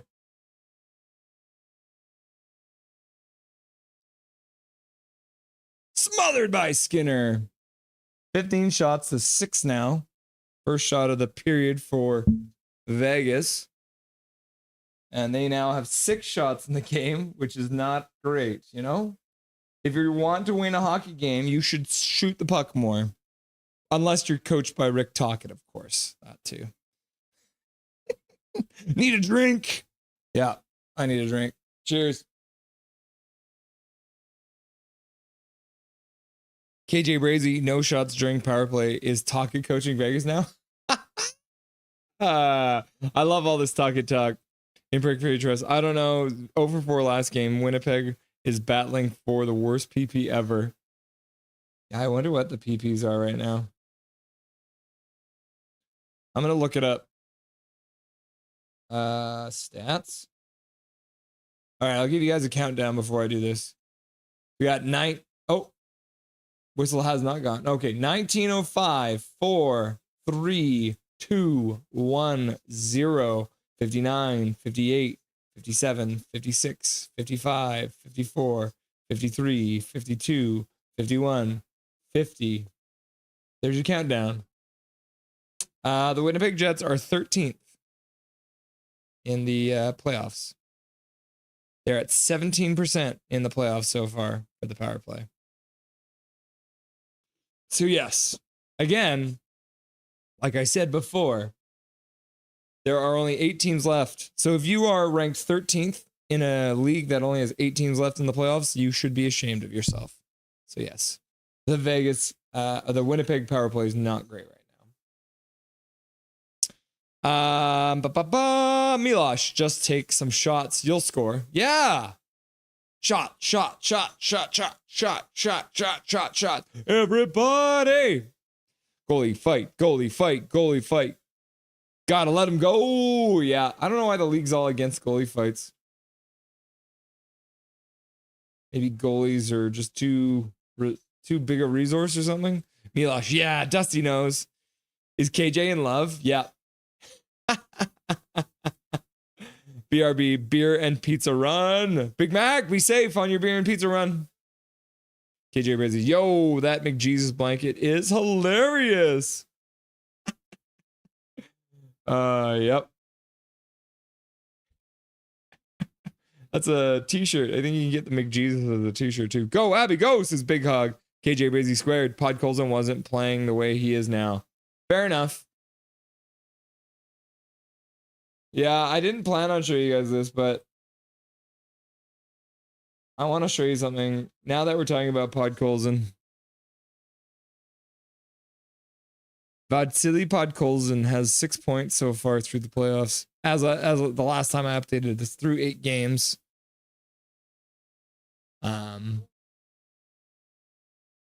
Yeah, there he is. Podkolzin driving through the middle. 6 points, 1 goal, and 5 assists so far. Podkolzin playing really good in these playoffs. It is very small, sorry. My spreadsheets are always so small. Podkolzin redirects it on net. Aiden Hill makes a save. 4 points in his last 5 games. Back to the bar. Swerve and Irvin, is that his fault or the Canucks' fault? The development in Russia, that's his fault. It's his fault that he signed in Russia. He should have never signed in Russia, but I also don't know if he had a choice in the matter, you know? Like, not to be weird about it, but it seems like the Russian guys have a hard time. Friedman looking like a pimp tonight. Is he? I wasn't watching the intermission. I was running an intermission. I'll have to have a look in the next one. Go Oilers, says Wrecked Bunny fan. How's it going, friend? Nice to see you, Wrecked. Cannot stay, but have fun, guys. Thanks for stopping by, Wrecked Bunny fan. Nice to see you. McDavid driving in behind the net. Back to the point. Shot deflects off something and goes wide. Aiden Hill holding the post. The Oiler players digging away in front of the net. He gets crunched by a couple of Vegas players. They skated into the Edmonton zone. Smith is there. Carlson's is there. Nobody can come up with it. McDavid chilling. Just chilling in the corner. He leaves it for Bouchard. Skates up. I was trying to comment, but I kept commenting on Rev Trev stream. But I feel Pod should have stayed. Yeah, me too. Podkolzin was going to be my favorite player. I think Podkolzin is a big game player. Swerve and Irvin, you heard it here, folks. Canucks and their management failed. Yep. Canucks failed. Management failed. Even Podkolzin failed. Right at Nugent Hopkins on the Hyman's digging away at Hill. Yeah, Hill with the save and then seals off the post, and then Hyman's digging at him, shoves him right into the net. Rome hated giving up on Pod so early. He's got upside. I think this is the thing with Podkolzin, and it happens sometimes. Podkolzin, it was a first round draft pick. So everyone assumes that because you're a first round draft pick, you're going to do, you're going to be a 30 goal scorer or a 100-point player or, that kind of thing. Podkolzin has some good skill. He's got a great shot. But I don't think he's going to be a top line player in the NHL. But I think as like a third and fourth line guy, he is absolutely solid. Calvin Einstein, we glazing Rusty and Dusty again? Did the game start already? True Merchant in the house. Yeah. What's up, True Merchant? Nice to see you, friend. He called them Vancouver. Did I? Did I call them the Vancouver Canucks? Whoops. I love barbecue season. Barbecue seasoning, says Gary Wiseman. Big hockey. Who's Jake's Takes Hockey? I know, right? Jake's been MIA for a while. Yeah, Jake has been very busy at his new job. He went to a new job because he was hoping it would be less hours of work, and it turned into more hours of work because life isn't fair. Gary Wiseman, he moved to Kamloops? Maybe he's still getting set up. I believe he has moved now. But I think his new job is super busy. That Jacob and Jake have been busy boys. Too busy for us. Crying. Laugh out loud. Yep. Pink sunglasses is just sleep. He's asleep all the time. As soon as Pink sunglasses gets home from work, he goes right to bed. Countdown from 1944? Question mark. Yeah. Countdowns get weird sometimes. Thoughts on Alvin talking about JT Miller? Interesting that he described it as multiple young Canuck players not being in shape to start the season. So not just Petey, but apparently there was more than one. I'm thinking Hoglander, you know.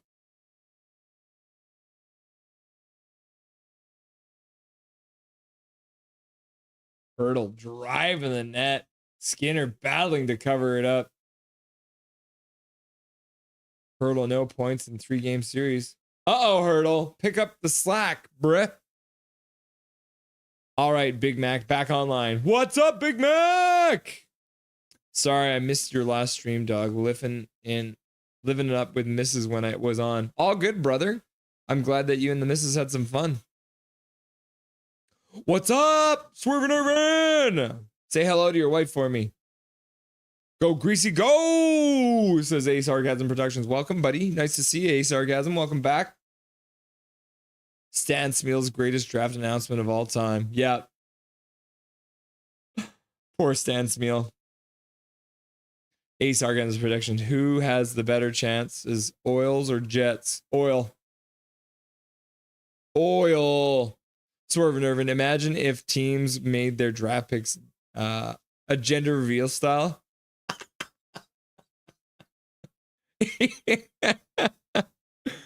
Just get like a whole bunch of balloons and then you pop each one, and as you pop each balloon has a different letter in it.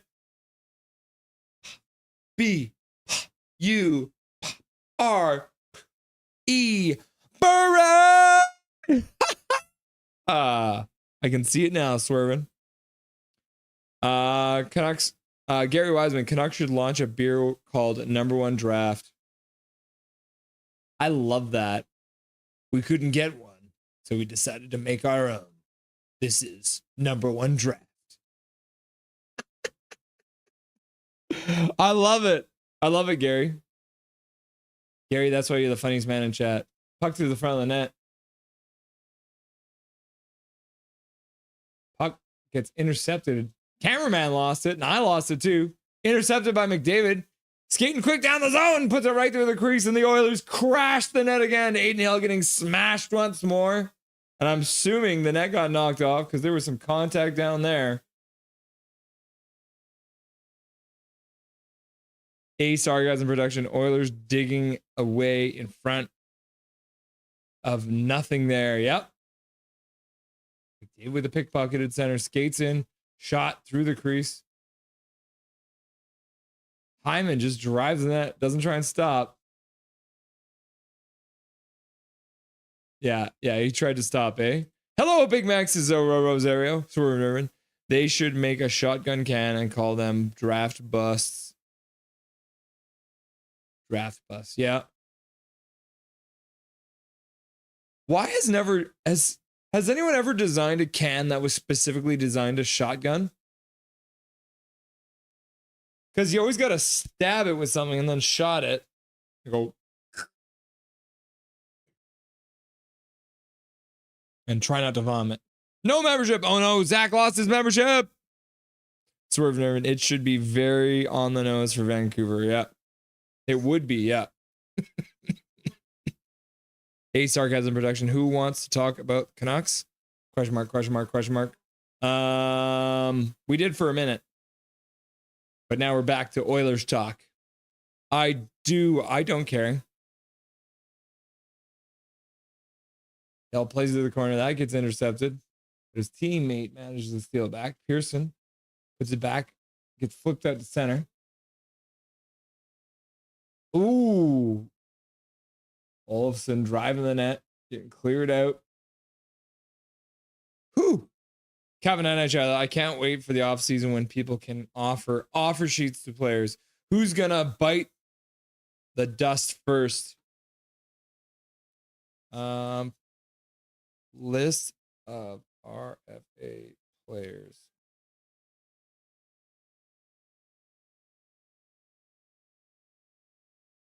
Oh, here's a list of the top 12 RFAs. Brought to you by Sportsnet. Luke Fox. Number one defenseman, number one center, number one wingers, number one goalies, bridge candidates, and future superstars that need to be locked up before the big breakout. Evan Bouchard, playing tonight. Luke Hughes.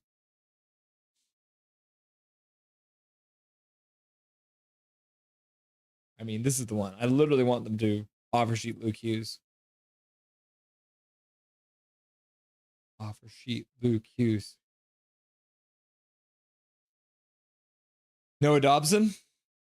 New York Islanders. Gabriel Velarde.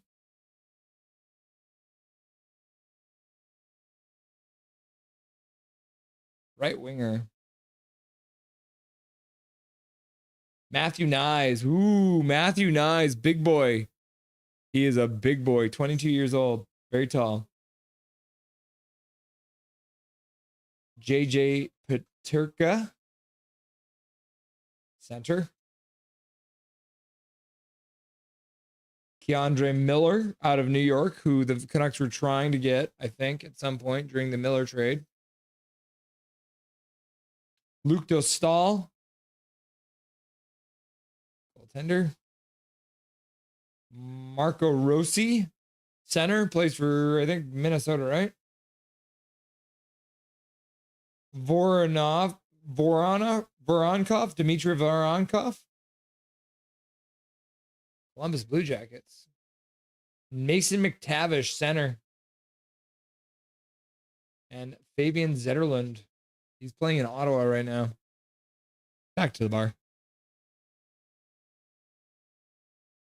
Plays back underway. 13:33 left to go in the second period. Edmonton now with 20 shots. Vegas has 8.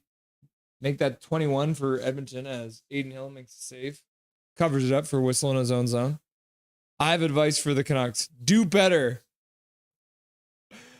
A sarcasm. They try. They just think. Well, maybe they don't try. They suck so bad.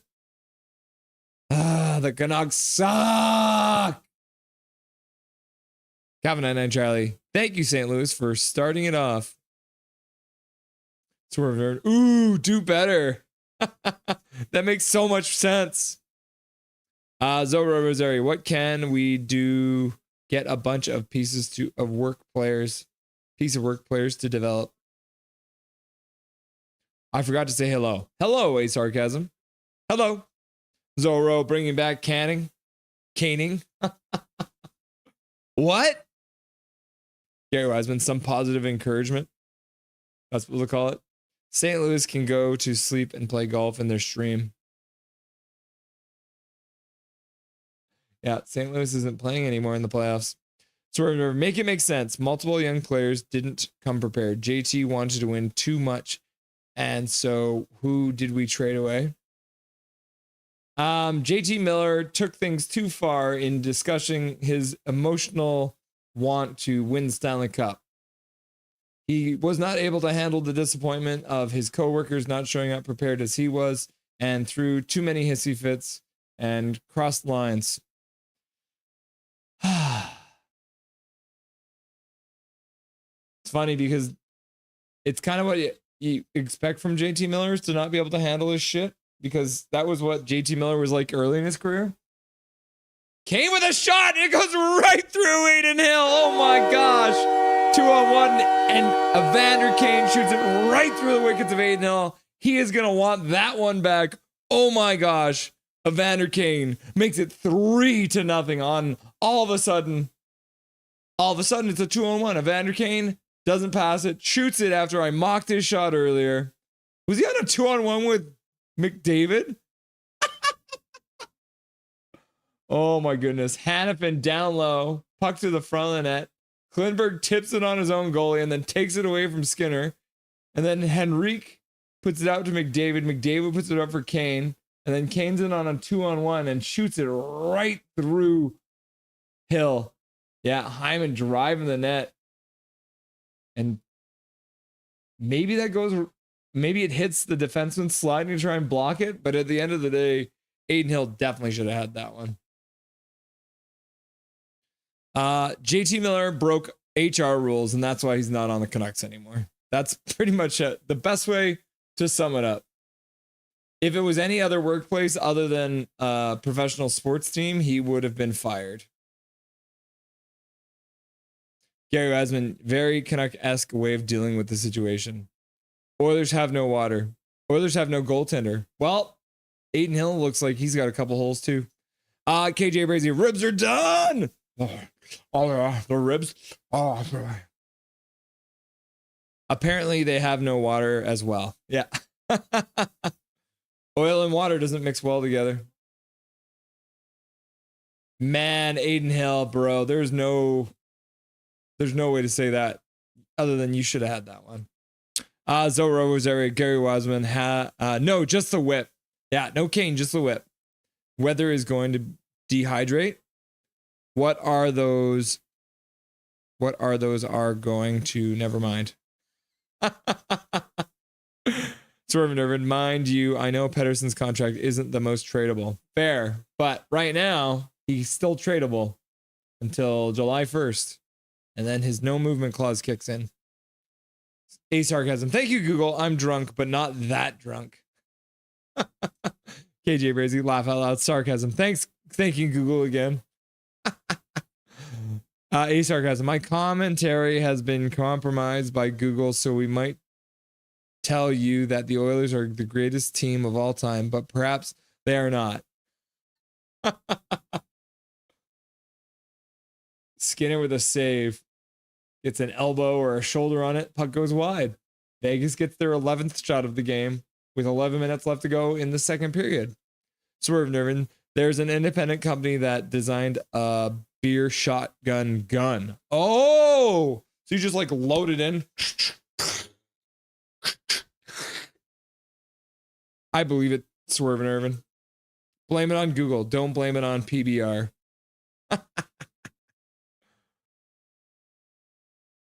Big Mac 133. Me and a buddy had an idea for a pull piece of the can to shotgun 2 sizes. I like it, right? Like you got the top thing, so why not just create another tab on the bottom side? Just saying. I've only shotgunned beer once. These girls were shotgunning and I didn't want to look like a bitch. Oh, Aiden Hill makes a save and the whole crowd's just like, yay! Aiden Hill makes a save! Oh, yeah! Go, Oilers, go. I'm too old to shotgun anymore. Yeah, I haven't shotgunned a beer in a long time. Believe you me, I've shotgunned a couple of beers in my time, though. Angelina Oilers. Calvin Inish, let's take Luke Hughes, Noah Dobson, Matthew Nyes, and Marco Rossi. Yes! Agreed, Calvin. Offer sheet, all 4 of them. Captain Canuck 99. Does anyone know the new Blippy? The old one got replaced. What's a Blippy? Can anyone translate for me? What's a Blippy? Plus Swervin, you can unblock. Nice to Jets. This is a sarcasm. You would like him, wouldn't you? Canucks, Captain Canuck 99. And Calvin, did you also block me? KJ Brazy. He's never going to unblock you, man. Swerve Nervin. Canucks could get all those players and still F it up. Yep. They could.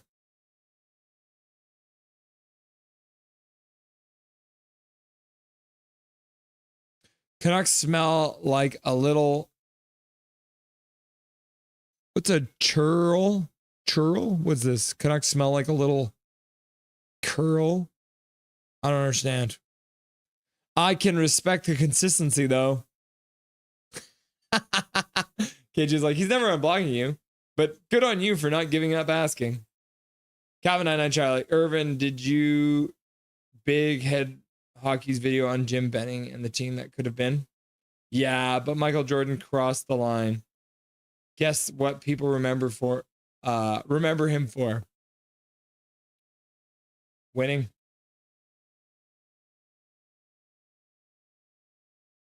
It was also the 90s. Oh, whoopsies. Dorothea taking a penalty. Edmonton will get a power play coming out of this commercial break. 9:13 left to go in the second period.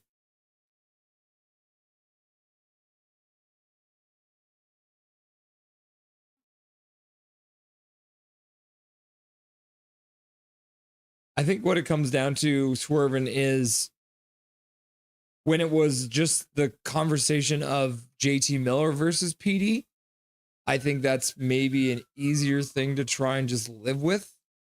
if you got two people on your team that don't like each other, maybe, the rest of the group can keep things together. But apparently, it's not just one young player that JT Miller was upset about. Plus, I think there was other things going on in JT Miller's life at the time as well. So I think it was a whole bunch of different things. But I think in the world that we live in now, the stuff that JT Miller did pushed it over the line, and it's 2025, not 1993 anymore. And JT Miller has not won 5 championships. He's never won a Stanley Cup in his life. Michael Jordan had 4 championships by this age, I think, for his career. Big Mac 133. The other day, I was at the beer store, and the cashier was telling me about how hard last couple of days. As I left, I said, "Do better!" Haha! Oops.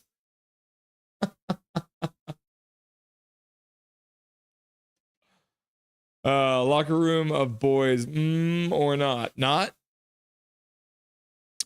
Big Mac. Go, go, boom, go, go. Calvin, sigh, I shouldn't, but I will. It's just going to cause you pain, Swervin. It's going to make you cry. Hi, Boo. Welcome back. Fresh back from her workout, everyone. Calvin NHL, the team that could have been makes me so sad. I think Zach's like, go! And then Zoro Rosario says, JT Miller seemed to have a chip on his shoulder and must go back to New York City. Oh, a shot goes just wide of the net. Yeah, only the second power play of the game so far for Edmonton. 8:50 left to go in the second period. They're going to have to start from their own zone after that chance. Minute 30 left to go in their power play. Bouchard defers over to Henrique. Oh, and he gives the puck away. Vegas takes his time. Stone just skating slowly, and he'll dump it gingerly into the Edmonton zone. He skates onto it in the slot. Now he's killing just by skating around. He gives it over to Pietrangelo. Pietrangelo shoots it. Skinner makes the save. And the puck comes out to center. McDavid controlling. And he takes a shot, and Hill makes the save and goes, no rebound. Woo! Woo! A sarcasm. Something about the Nucks? Sorry. Let's go. Let's fucking go. Oilers make it 3-0. Lloyd, get me a root beer. I'm happy. Swear jar! KJ Brazy, Kane went to Kitsilano A. Yep. I broke the rules. What rules did you break? In Pickard we trust. Go, go, go, go. Nope, I'm mistaken. It was Killarney. Yes. He is literally from Vancouver. I have yet to find someone who knew Evander Kane as a youth and has something nice to say about him. I served him at a restaurant once. He didn't say anything. His family ordered for him. His parents were very nice. He sat there on his phone the whole dinner. He was probably upset because his parents brought him to Milestones. Ribs, actually baby back ribs. Nope. Who needs an unblock, huh? A sarcasm. I do not eat babies. I want my baby back ribs. The other white meat. I know your reference in Prick Freddy We Trust. KJ Brazy, laugh out loud. The kid's asking you to unblock again. Yeah. What a throwdown. Laugh out loud.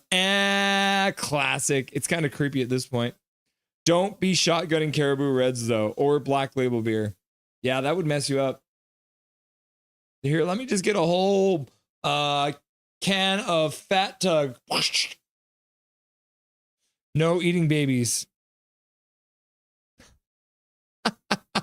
That got aggressive. Shotgun a few beers. Here, no chunk. Go Jets, go, says A Sarcasm Production. Blippi is an American education YouTube channel aimed at toddlers and young children. Oh, they've slayed the dragon. Welcome, they've slayed the dragon. Now I know what Blippi is. Blippi is an educational thing for children. Swerve Irvin policy stays the same. I will unblock when you buy your own phone. Swerve Irvin, oh, when your, what's drop. What? Gravity or something? Jake the Pancake. I also heard that JT Miller called EPD F. Yeah, so, yeah. That was what I heard too. But it's hard to know what the rumor is. But what we know is there was an incident where he said things that you can't take back. Breakaway! Oh, Hyman with a break. Aiden Hill with a save. Puck comes back out front for Janmark, and he shoots it over the boards. Hyman on a breakaway. Couldn't make it 4-0 for the Oilers. Vegas stuck at 11 shots. They've only got 6 shots this period. Hello, Russ's wife, says Calvin. Mrs. is perfect. Yes! That's the new name. Mrs. is perfect. A sarcasm. Now the real question is more beer or not? The rule of thumb is always beer, water, beer, water, beer, water, beer, water. Oh, yeah. I can see why y'all want Horvat. He's good on that bumper. Yep. You've been watching the World Championship, eh? The World Championship, Canada.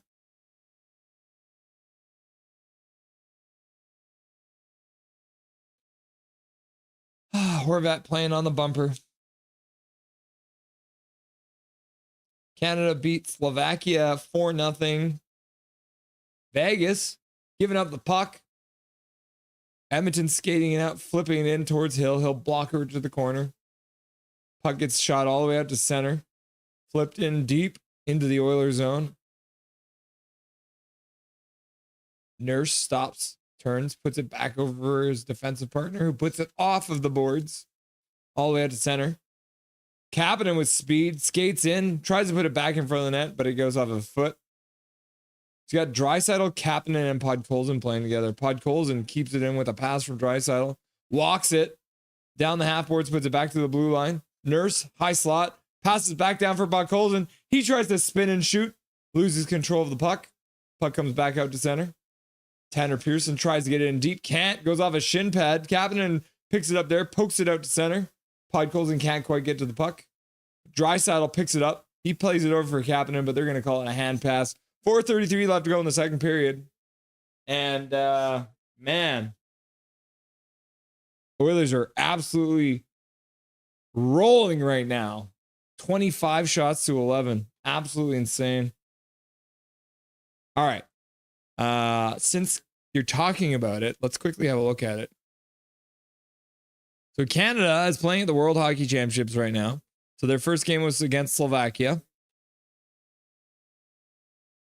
And they won 4-0 over Slovakia. There are no Canucks playing on this team, so we're just going to move on to the next one.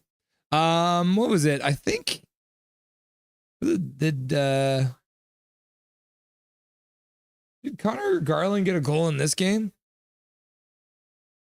Statistics.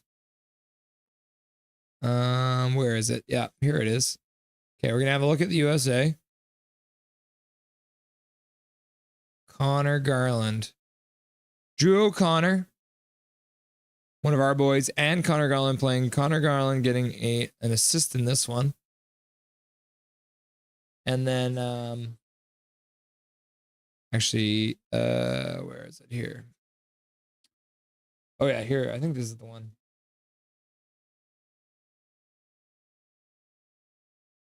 Yeah. Let's see. Connor Garland with a goal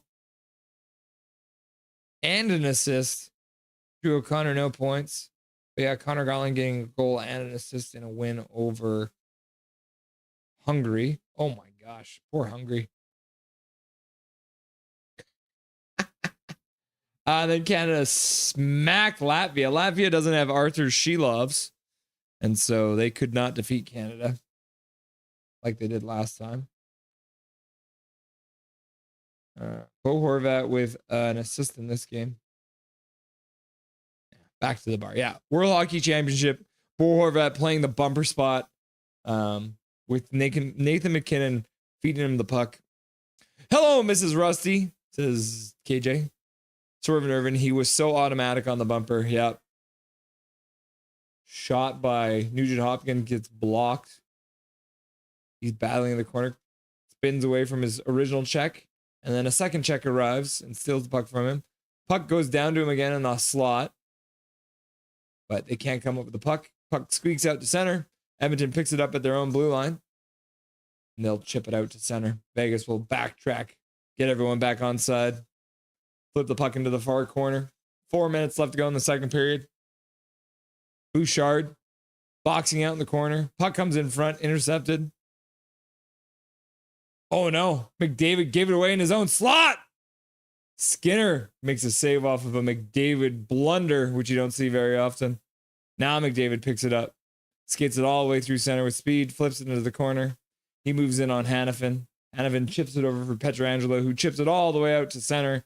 Tipped. Not tipped. That's going to be icing. Learn the rules, Vegas. We're playing hockey, not making cakes. You don't need icing. Can we get a copy of the rule book sent over? Evander Kane, he is has a very large bank account. I don't know if he does anymore. I think he lost it all. He went bankrupt. Seeing him play in the IIHF is really amazing to see. Yep. A sarcasm, I will not be advertising for Blippies. Fleury, question mark. Yeah, Fleury is playing. I don't know. Has he played it? Yeah, he did play a game. Yeah, he played in this one. Took 17 shots, made 16 saves, 9.4 save percentage. Not bad, eh? Dylan Garland is the backup goalie. Never heard of him. Yeah, Marc-Andre Fleury playing for Canada at the World Hockey Championship. I mean, it should also be noted that we literally have Ryan O'Reilly, Brandon Montour, Fantilli, Macron Celebrini, Sidney Crosby, Travis Konechny, Dobson, Forrester, Bo Horvat, Nathan McKinnon, Sanheim. Like, the Canadian team has got to be the favorites. Gary Wiseman, a sarcasm had. A sarcasm, a hockey player makes it hurt tonight. I don't want anyone to cry about it. Heads up. Janmark has a face on him only a mother could love. Had. Evander Kane still knows how to find his way to the slot machine. Miz is perfect. Slayed the dragon. I'm just happy I'm not that mother. Crying and laughing. And nose beers. Oh, nose beers are the worst. A sarcasm. P ruler toys. Beer, beer, beer, beer, beer, beer, beer, beer, beer, beer, beer, beer. A sarcasm. Sorry, that came out horrible. I meant to say Quebec. Swerve and Irvin. Imagine Horvat returning to Vancouver and walking up to Hughes in the locker room. Dude, you're sitting in my spot. Oh, I can tell you that for free. A sarcasm production. Let me see it once again. Beer in Quebec is go, go, go, go, go, go, go, go, go, go, go, go. Horvat pulling a Messier. Who is Messier? Messier? Oh, Lionel Messier. Yeah. Or no, it was Deborah Messier. Deborah Messier. She was in that show in the 90s, right? Deborah Messier, I think. I imagine moss grows on most things in Vancouver. Slowly. Everything. I don't have a front lawn. There's no grass. It's just moss. Check equals Hronik. Yeah, Hronik, I think, is playing over there too, eh?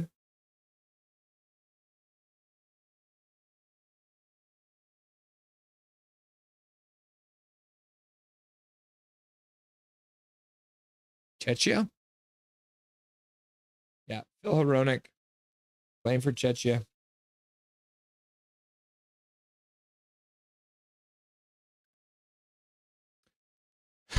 The rule book was already sent. They cannot read. Oh, okay. So next time in Pick Value We Trust, we'll send them the picture version. because there's the picture book version of the rule book that is probably better suited for them, I guess. Flower is playing. Yep. One last time? Question mark. Yep. Again? Laugh out loud. Yeah, he said that he got home and the kids were too noisy, so he wanted to go out. Gary Wiseman feels like a McDonald's and Flurry sponsorship would have been perfect. A McFlurry. Yeah, why the heck did they not do that? 1:30 left to go in the second period. Edmonton still leading 3-0. Vegas is now up to 12 shots in the game, but the Oilers have 24. Vegas looks like they don't have an answer for the speed of the Oilers. Bouchard, some nice moves, tries to get it down low for Nugent Hopkins. He couldn't handle the pass. Nugent Hopkins puts it back to Bouchard into the middle. Bouchard keeps it in at the blue line after a shot gets deflected back. Nugent Hopkins puts it up front. Shot. McDavid flailing around. Crowd wants a call. They're not going to get it. Puck gets flipped deep into the Oilers zone. 45 seconds left to go. And then right as this intermission gets going, we're going to go straight into the interview with Dave Brindle. You guys are going to love it. 28 seconds left to go.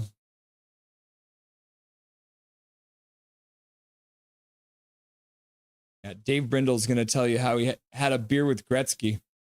I didn't even know he had a beer with Gretzky. And then suddenly I'm chatting with him. He's like, man, I had a beer with Gretzky once. And I was like, what?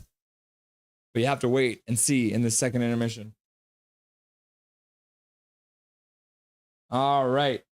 Second intermission is on. That's the end of the second period. Oilers lead 3-0. But what we're all here for in the second intermission is to meet Dave Brindle. He's a Canadian broadcast journalist and producer. He was an anchor for CBC and television and CBC News World in the 1980s and the 1990s as well. Dave hosted a radio talk show on CFUN 1410 with me, Russell, as the guy who pushes his buttons. And now you're back to push my buttons again. Exactly. Thanks, Russ. How are you? It's good to see you again. Yeah, what? Nice It's to see you too. 15 years, I guess. Probably, yeah. Yeah, those dark days in that studio at CFUN. Yeah, it was. Hey, we had a lot of fun. We did have a lot of fun. And we did produce a good show. I think one of the fun things is you pretty much got to do whatever you wanted, right? So whatever topic you wanted to talk about, you had it on, and we talked football, we talked hockey, we talked safe injection sites. Like it was a very wide ranging topics on that. It was show. all over the place. Yeah. So it was a good show. No, it was a good show. Yeah. And then I ended up abandoning you like I had to get out of there. And then how long did you run the show after I left? Just maybe I don't know. Couple months. I don't know.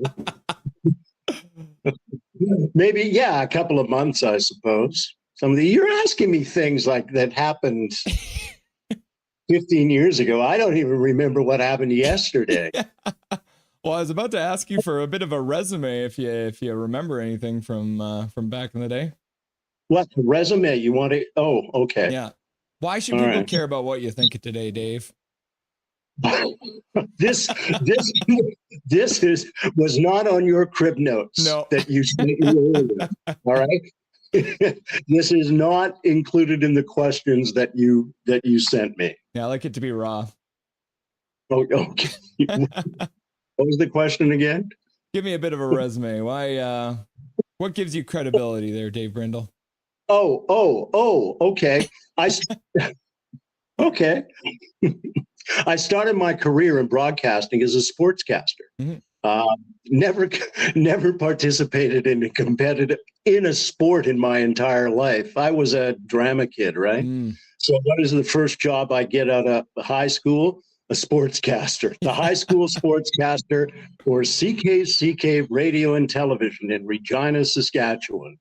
So I was doing play-by-play of the Regina Pats in the Western Hockey League at the time. That was one of my jobs. Mm-hmm. And then I got a call, an invitation to join ITV in Edmonton, which later became Global. Mm-hmm. And at that time, ITV had the contract for the Oilers when they were still in the WHA. So I went up to do the Oilers, and was with, who was the guy that I was working with? Tim Dancy. So we did the Oilers while they were in the WHA. And before Gretzky was in the NHL, he was playing for the Oilers in the WHA at 19, and he couldn't play in the NHL until he was 20. So is that cred? Yeah, that's definitely. Okay. Oh, and also, I've been watching hockey since like I was 10. Yeah. And now I'm old. It happens to all of us. You just wait, Russell. You just wait. Well, the first question I actually sent over to you, which I think everyone probably knows the answer to now, is Dave, who's your favorite hockey team? Well, I would like to preface my answer by responding to this Diener HD, who hates the Oilers, which is fine. Lots of people hate the Oilers. It's like I hate the Boston Red Sox. Diener HD should well know that it's not the Oilers' fault that the Canucks suck. So do not blame it on the Oilers. They do not deserve your hate. They deserve our hate for different reasons. Yes, absolutely. The only reason the Canucks are a terrible team is self-inflicted wounds. We can all... Absolutely. Yeah. It always has been. Maybe if you got new ownership, got rid of the Aquilinis, who have single-handedly destroyed that team since the moment they bought it, then maybe the Canucks might have a chance. But as much as Diener HD hates the Oilers, I hate the Canucks. Yeah. First interview, and he's calling out Diener HD. Kids are going to love that. Get him on here with me. We'll have to have a debate. So in your years of watching hockey, then, have you developed an affinity for a certain player? Like, is there a favorite player over the years that you absolutely love? Oh, boy. You know, it'd be easy to say Gretzky. It would be really easy to say that. But as we've seen in recent months, he's turned into a dick. So he may have the skills and all the records, but he's a dick. Yeah. So he's not my favorite hockey player anymore. If you want me to answer that currently, who my favorite hockey player is currently, Ryan Nugent-Hopkins. Always has been, well, in the last 10 years, he's been my favorite player. He's the consummate hockey player. He's always out there giving 100%. He plays defense and offense equally well. He's a leader on the team, and I think he's one of the finest hockey players I've seen play the game. Fully play the game with all of his heart and soul and all of his talent and technical abilities. I think he's great. And of course, McDavid, sure. But well, I hear the best Connor in your team now is Connor Brown. So Connor Brown is, he's doing really well. I think he's got almost one or the same number of points as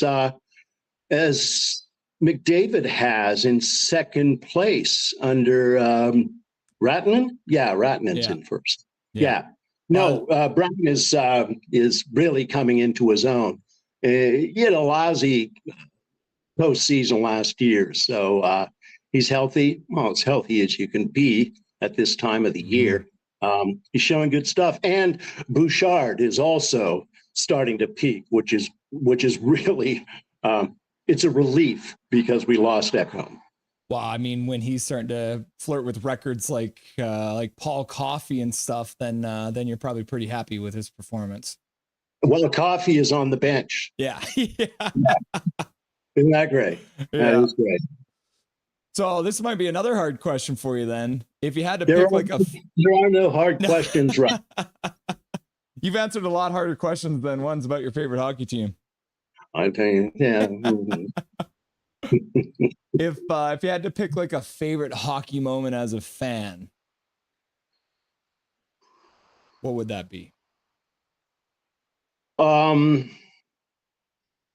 I could say it was the 72 series. I was a teenager at the time, and, as a class, the teachers brought in the television set. We watched the games in physics, and the teacher's name was Ricky Right Angle. Well, at least that's what we called him. Slide rules. Does anybody remember that? Anyway, there's that. That was a great moment. Also, the Golden goal by Sid in 2010 at the Olympics.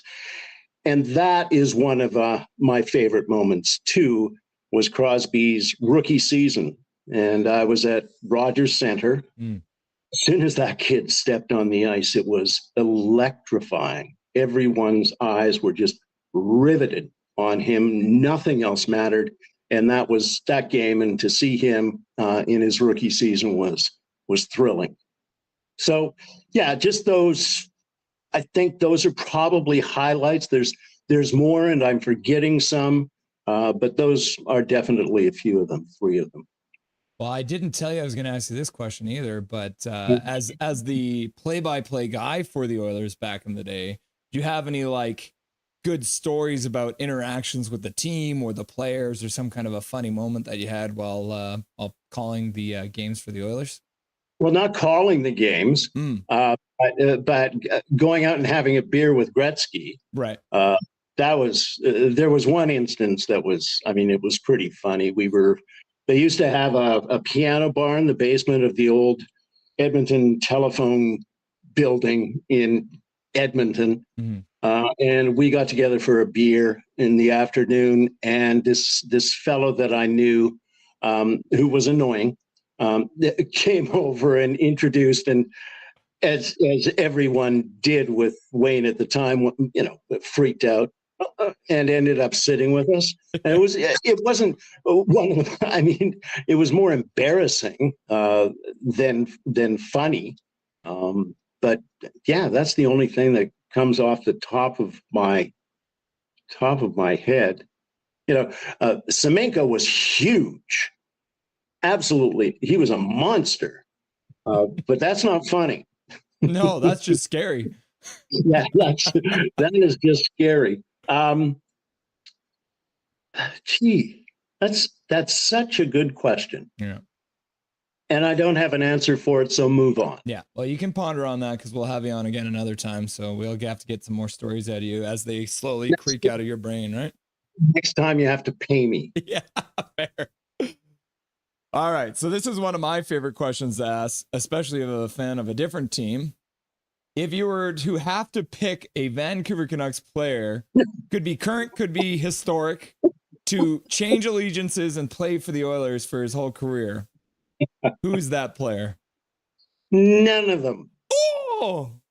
None of them deserve to be on the Oilers. No, in all seriousness, of course we want Hughes. Of course we want Quinn. Not Demko, because he got hurt this year, and I start getting suspect when players, particularly goalies, get hurt and have to stay out so long. So I don't want Demko. I do not want Pettersson. I don't think anybody does right now, not even the Canucks. So it would have to be Hughes. If we got Hughes, and we never will, we would have the best defense in NHL history. Yeah, the numbers don't lie. No, they don't. So yeah, that would be the hockey player that I would want is Quinn Hughes. But as I said, we aren't going to get him. He's going to just suffer in the basement of the NHL and not win a Stanley Cup, which he deserves to, just because he's with an organization that sucks. Well, if we're lucky enough to keep him for more than 2 years left on his contract before he goes and plays with his brothers in New Jersey, who knows what's going to happen in this Canucks world? Yeah, that's right. That's right. That's right. So we were chatting a little bit earlier before we started recording, and the take I liked from you, we were chatting about the Oilers team last year versus the Oilers team this year, and kind of your comment was yesteryear was the year for the Edmonton Oilers to win the cup. Yeah. Are you still kind of feeling that way, or like what is the? Yeah. I mean, they've only gotten into the second round. In fact, they may not even have gotten into the second round last season, but once they were there, it was so disappointing last season going down to that seventh game. It was just, it broke my heart, but they didn't play well enough. They didn't win. They just didn't play well enough. Superstars didn't come through.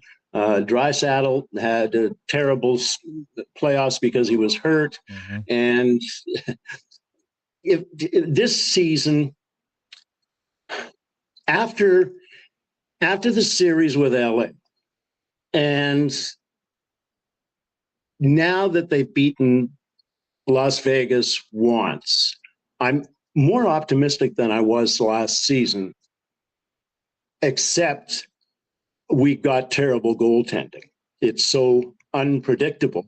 But Pickard is the top goalie in the playoffs right now, which is astonishing. But goaltending worries me. You still don't want Demko. No. But remember Campbell, the soup, comes to Edmonton and is supposed to be our savior? Mm-hmm.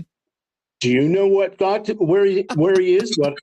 Can we answer the question? Whatever happened? Yeah. He was supposed to be our guy, right? Yeah. So Skinner was supposed to be your guy too. That's true. Now Pickard is our guy. Yeah. Russ, they'll be suiting you up soon. Yeah. Yeah. Well, I mean, you guys have had a good run so far. Beating LA for the fourth time in 4 years has got to feel pretty good. Yeah. Hey, when it comes right down to it, it's hockey, right? It's a game. And as I mentioned, I think I mentioned last season to a few people after they lost that I just went out on my balcony and laughed. I didn't get upset or cry or get moany.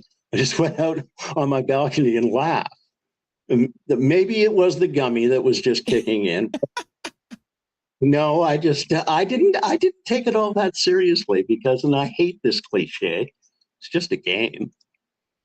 It's true. Yeah, you handled it a lot better because in 2011, I had a massive playoff beard that I was shaving off while crying and super drunk. So you definitely handled it with more grace than I did. Yeah, it's a game. It's not like picking a pope. Yeah. There's no white smoke unless it's in Vancouver because then the cars are on fire. Do you know back in the old days, the dressing rooms were thick with smoke. Thick with smoke. Yeah. Yeah. Cigarette and scotch in the locker room. Absolutely.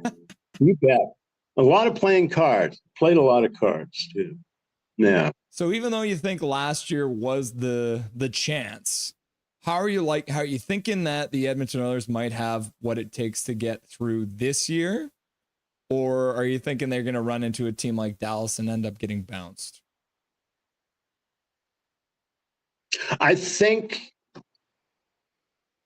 they've got a good chance against Vegas. Mm-hmm. And I think they're going to take this series, but I don't know after that. And I think this series probably is going to go 6. But we'll see. I don't know. I haven't been putting any bets on it, Russ. No, we'll see what happens after this series. I'm not going to say, oh yeah, we're going to go all the way and win the cup. We'll see. Well, that's because I always say it every year. The Canucks are going to win the cup next year. Yeah, well, are you saying it now? Yeah, every year. Okay, all right, good. Awesome. Thank you very much, Dave, for joining the show. I'm sure everyone's enjoyed it. And like I said, enjoy the games, and I'm sure we'll chat again soon. And hey, Russ, couple old radio guys, we're right on time. Yeah. Cheers, Dave. Have a great night. All right, cheers. What do you guys think? I literally started the interview with him and I had no idea he was the play-by-play guy for the Oilers. I worked with him. I was his producer. And I didn't know that he was the play-by-play guy for the WHA Edmonton Oilers. He had a beer with Gretzky and his stupid friend came over and joined him. And I was like, hey, can I sit down and chat? Nice to see you, Dave. I haven't seen you in forever. It's like, oh yeah, no, you're really here to talk to me, huh? Huh? Pretty crazy, eh? Very cool stuff. All right, we are underway. As Dave mentioned, perfectly timed because we're a couple radio guys. First period is underway between Vegas, Edmonton. Vegas losing currently by 3 goals. And they have now iced the puck as well. What are the rules? I guess it's time. It's time. We need to get the rule book, the picture rule book, you know? Oh, Pietrangelo having a tough time getting back to the bench there. What happened? Oh, yeah. Puck right off the ankle. That feels terrible. Oof. You hate to see it.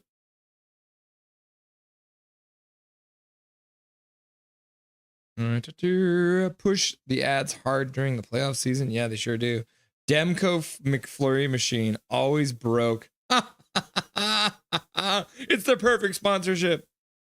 Seth Rollins, the CrossFit Messier. Them Demko McFlurries are damn tasty though. Is there actually a Demko McFlurry? Is that a real thing? Why have I never heard of this? Hey Dobby, what are you doing, bro? He's pretty damn good when he plays. Too bad it's not enough. Yeah, he doesn't play enough. Hey Dobby, come here. Come here, Bubby. Come on. You want it? Come on. Come here.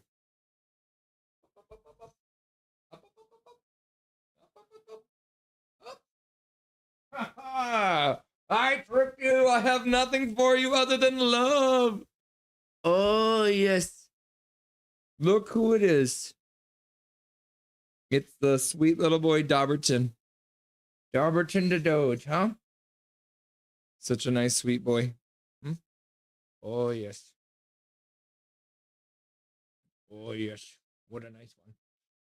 You are so cute. Aren't you?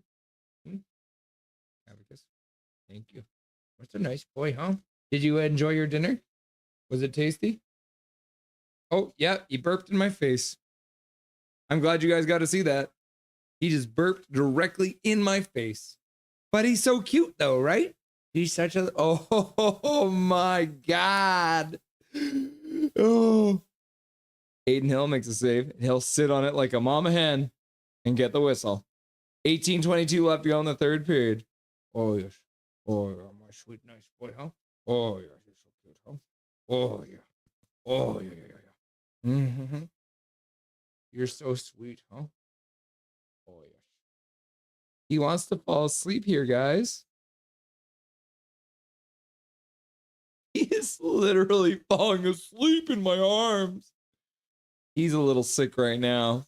He threw up while we were at work. Oh, yes, you don't want to go anywhere. You're here forever, my boy, huh?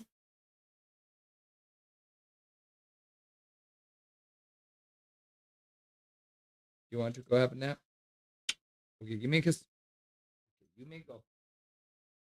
You go ahead. Little sweet boy. He threw up while we were at work. Poor guy. ASR against predictions. When and where has the play-by-play during this? Play-by-play. When and where?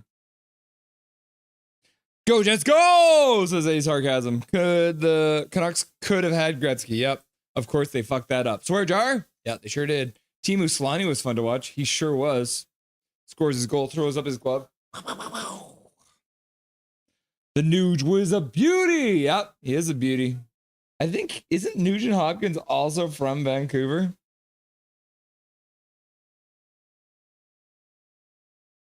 Correct me if I'm wrong, but I'm pretty sure Nugent Hopkins is literally from Vancouver, right? He's from Burnaby. Burnaby.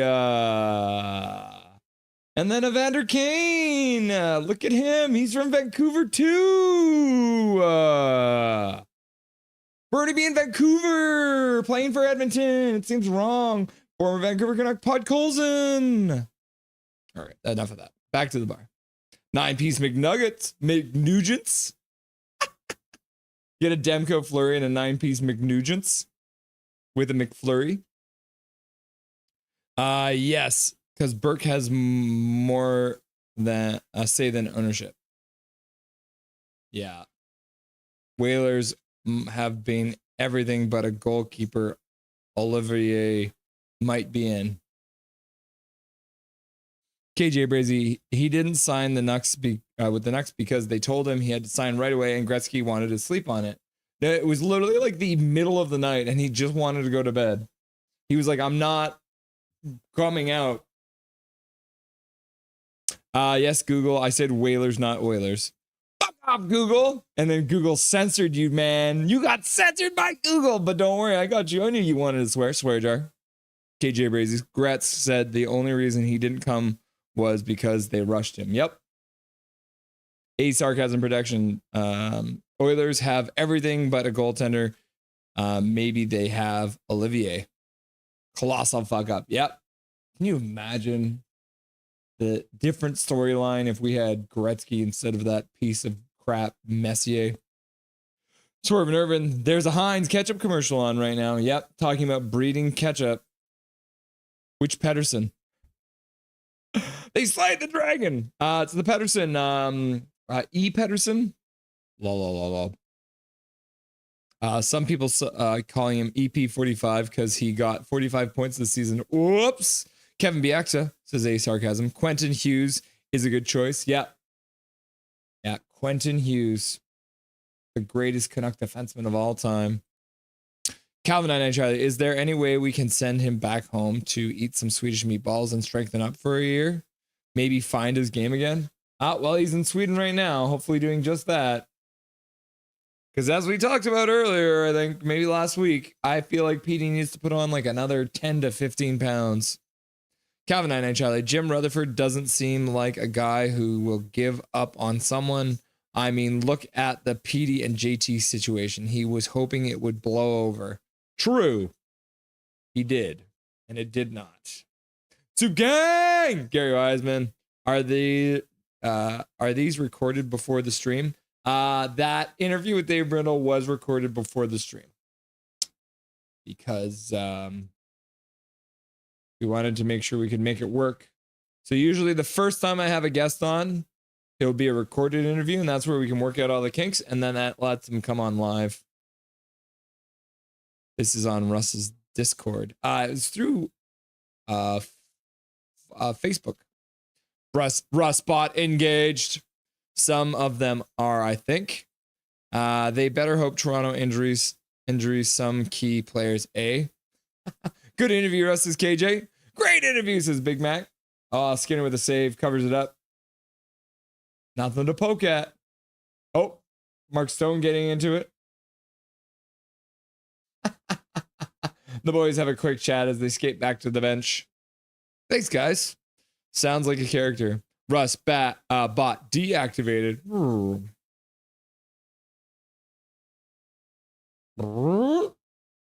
See, I'm a robot. What happened to Ryan Reeves playing for the Leafs? I think he's on the roster right now, but he just hasn't gotten into a game yet. Go Gretzky! Says they slayed the dragon. Calvin and Charlie. W interview in pick value trust. Learn the rules, learn the rules, learn the rules. Skinner makes a save. Rebound comes out, and he now makes a blocker save. Keeping it a 3-0 game. Vegas up to 2 shots in the period now. 16 in the game. Yeah, great interview, says Gary Wiseman. Calvin 9 Charlie. Rule book is greater than picture book, greater than pop-up book, greater than video book.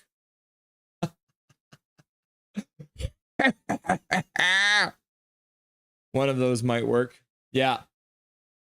Did we get like, do we need someone to, does anyone know like ASL? What's this American Sign Language for learn the rules? Doggy. Dobby, dobby, dobby. And then in Pick Freddy Trust says dobby, dobby, dobby, dobby, dobby. And then in Prick Freddy We Trust says bestest boy. And Calvin's like dobby, dobby, dobby. And then in Prick Freddy We Trust says mommy must be boring. Laugh out loud. No, there's nothing boring about my wife. She has locked herself away in the bedroom. She's probably doing art now. And Dobby's going to have a little puppy nap now. Dobby look at you and says to himself, this game is easy. Got Russ wrapped around his finger. He does. He does. He does anything. And I'm like, oh, my little boy. Oh, my little sweet little nugget boy. Oh, Dobby. Oh, come here, Dobby. Now he's looking at me like, whoa, who are you talking to? Burnaby or North Van, I believe. Yep. Gary Wiseman. They slayed the dragon. He's been Burnaby. Swerve and Irvin. Ryan Newt Hopkins is a Burnaby boy. Just like Swerve and Irvin. Did you ever meet him? Did you ever meet him? I still don't like Kane, says Calvin 99 Charlie. Fair. I remember Roger Nielsen wanted Solani to be here. That would have been awesome. Smart man, that Roger Nielsen. Rosario. Gary Wiseman. Is that the white flag fella? Yes. Yeah. I do not have a towel because the Canucks are not in the playoffs. I had a hat at some point for hat tricks, but I do not have a white towel to wave. But at some point, if the Canucks ever make the playoffs again, I will have a white towel. Bit before my time. Yes. Yeah, he was. PD doesn't like to lift weights because they're heavy. I don't wanna. You can't make me, JT. I won't work out. You big doo-doo face. And then JT's like, what did you say to me, you little jerk? And then PD's like, you're a big stinky doo-doo muffin head butt. And then JT Miller was like, what did you say to me, you little son of a... And PD's like, I'm gonna beat you in Call of Duty, bitch. Swear jar. Someone jumped on Fortnite and have to Sweden kick his and maybe he'll train. Yeah, maybe I should kick PD's ass in Fortnite. Or maybe I should squat up with him. What? Skinner playing like a starter? Janice in the house. What's up, my dude? KJ Brizzy. Reeves is a healthy scratch. Yeah. Because he's probably more like an AHL player.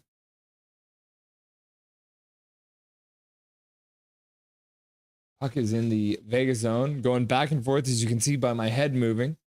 It went down low and then back up high and then down low and then back up high. Vegas eventually comes up with it. 13 minutes left to go in the third period.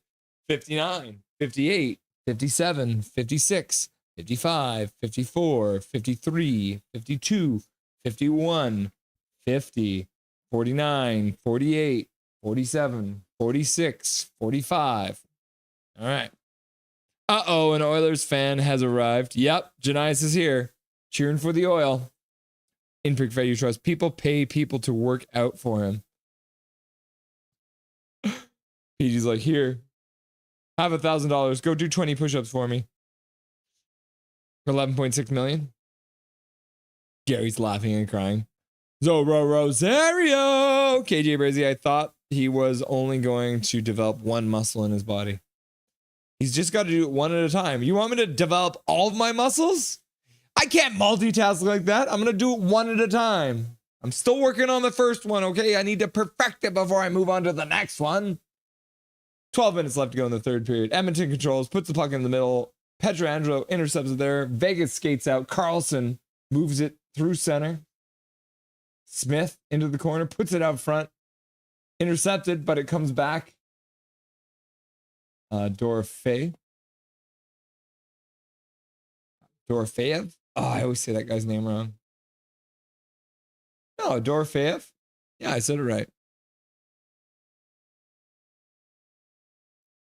Pietrangelo in his own zone. Pass all the way to the Oilers blue line. Howden knocks his man over. Comes up with the puck on the blue line. He knocks it down low.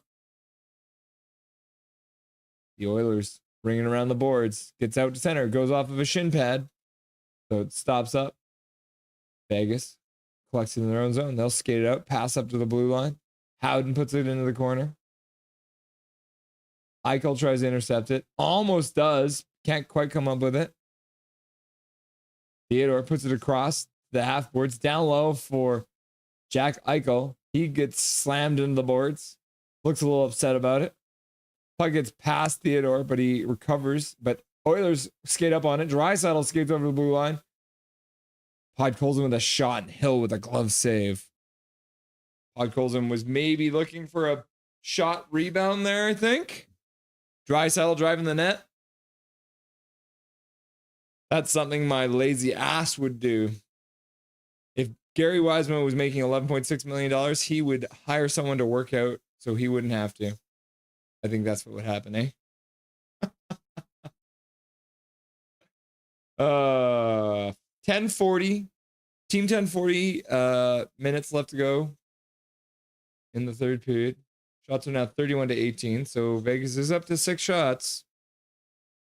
Imagine if PD had one of those workout bands and he was someone on, he has someone else on it for him. Yep. I could totally see that. I just don't know how he hasn't increased his weight. He's still only like 175 pounds. It's wild. Just a little bit more. ASL, age, sex, location, 40, male, Surrey. What about you, KJ? ASL? Should have just said ASL because then it's more code. KJ trying to get some chats going on here. Calvin 99 Charlie, how much Swedish meatballs can you get for 11.6 million? Laugh out loud. I don't know. Let's ask Google. How much Swedish meatballs IKEA?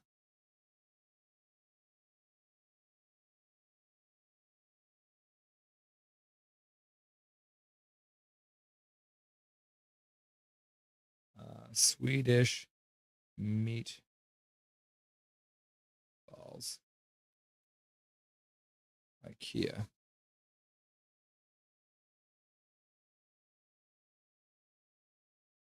Okay. You go to IKEA, you can get a Swedish meatballs for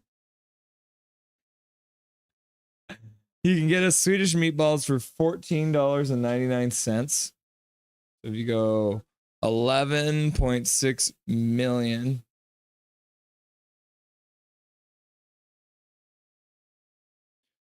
divided by 14.99,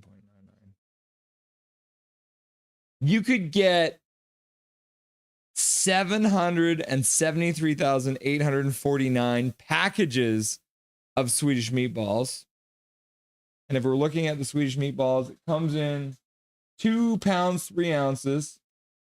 What does that look like? 1, 2, 3, 4, 5, 6, 7, 8, 9, 10, 11, 12, 13, 14, 15, 16, 17, 18, 19, 20. I'm going to say like 21 meatballs. So we go this times 21. You could get 16,250,833 Swedish meatballs for $11.6 million. Rough estimate. Back to the bar. Ian Pickford with Charles. I played hockey with Jonathan Taves. It's not relevant to BC though. That's still cool though, bro. I have not played hockey with anyone who you would know. So I think I lived in Surrey when Ryan Nugent-Hopkins was in the hood. Did he play in Surrey too? Oh, you had moved away from Burnaby and were living in Surrey when Nugent-Hopkins was in Burnaby. That makes sense. KJ Brazy, get them for free at Costco. Oh, you can get free meatballs at Costco? Like ask for 100 samples. Calvin and each other. Ugh, how many?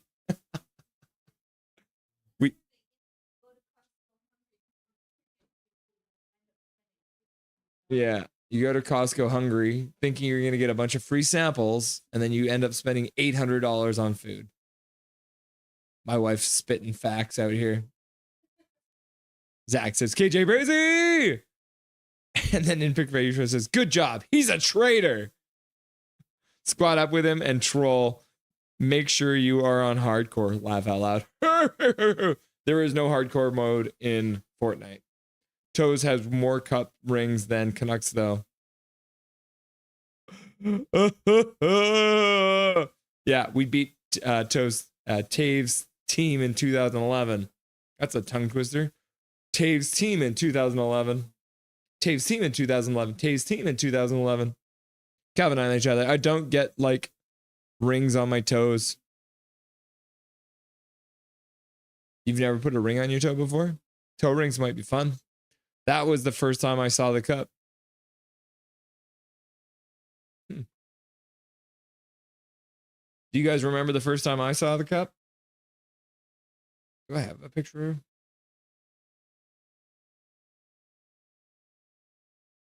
Oh, let's see. I think I have a picture of me with the cup.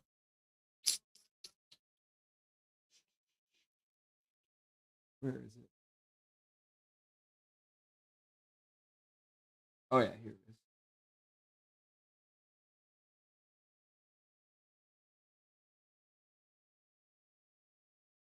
Yeah, there you go. This is me meeting the Stanley Cup for the first time.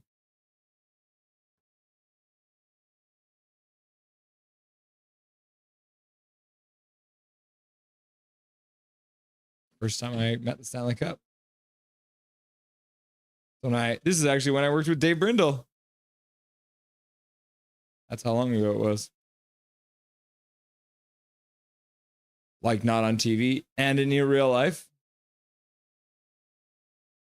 When Taves brought it home the first time, I saw it in real life. But he's still a traitor. 32 million, Vancouver. Lava rusted the math. Yep, I did. 16 million meatballs, give or take. But I'd say, let's just call it 17 million. You get 17 million meatballs. I love how Russ went on Google and did the math, then used the calculator. Laugh out loud. I also remember when IKEA used to be the only furniture store. Laugh out loud. I like getting beers at IKEA. You can get beers at IKEA now. 7 minutes left to go in the third period. 32 shots for Edmonton. Vegas is now up to 19 shots. They're still trailing 3-0. Their shots have not seemed to be very dangerous, but they are up to 7 shots this period now. So that's not bad. It's not great, but it's not bad.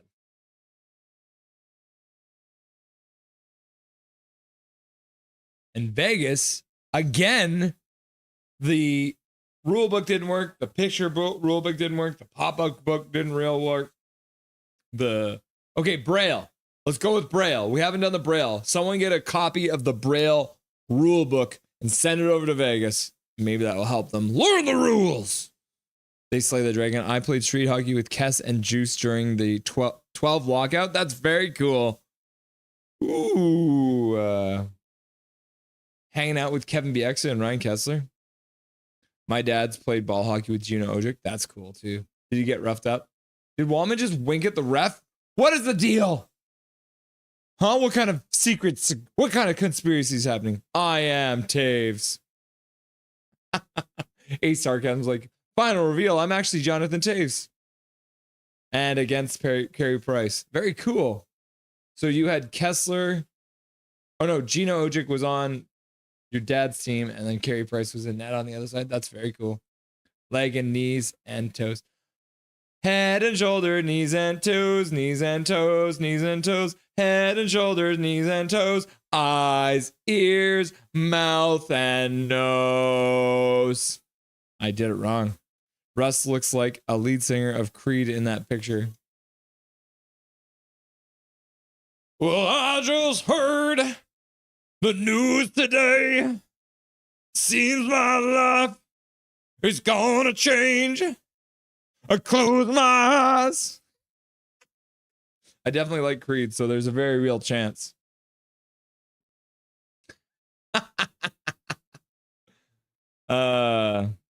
I can't say that. Can your Negro? Your knee can grow. IKEA beer, do you have to set up and brew it yourself? Yes. You have to sit at IKEA for a week. That's how long it takes. They send you a barrel and some yeast. Yep. Just got to make sure you didn't miss a piece too, right? In Pickard you trust. But how do you assemble a beer? No assembly required is unheard of concept at IKEA. I know. It's a revolutionary thing. All you got to do is deassemble the lid off of the bottle. Rome. Do you think Vegas would just shoot more? Pucks on Skinner. 19 shots isn't going to get it done. Yeah, Rome, you're right. Yeah, there it is. Big Mac's got the Braille rulebook out there. Learn the rules. Yeah, look at that. Learn the rules. If you actually got the Braille for Learn the Rules, I would be very impressed. JK.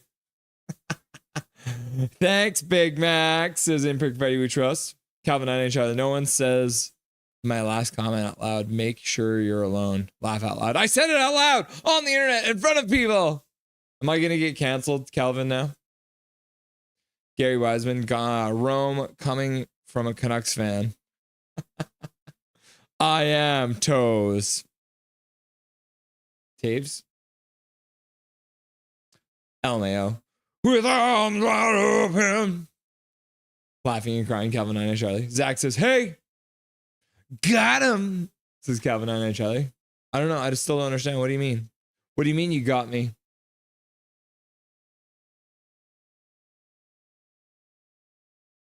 Oh, Troy Stetcher's playing.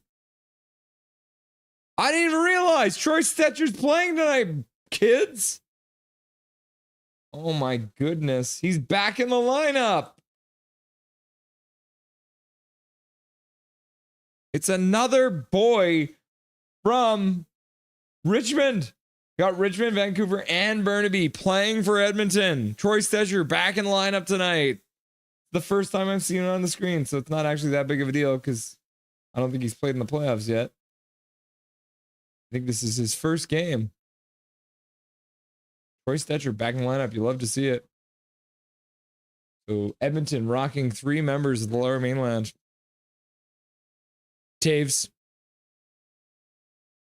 Is this a 3-goal period for Vegas? Question mark. It doesn't look like one right now. Looks like Edmonton's going to score again. McDavid backtracks, drops it for his defenseman. Bouchard takes a minute, looks around. He's chilling. He's doing this essentially. Back to the bar. He's just like hanging out.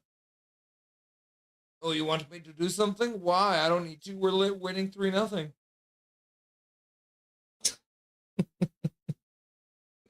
Rome. I thought Taves was making a comeback this past season.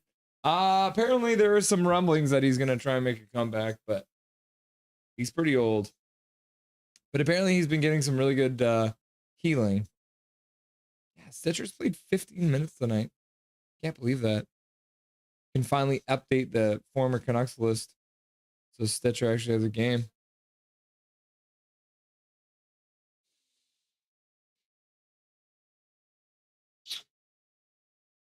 Tony from Richmond. Troy from Richmond.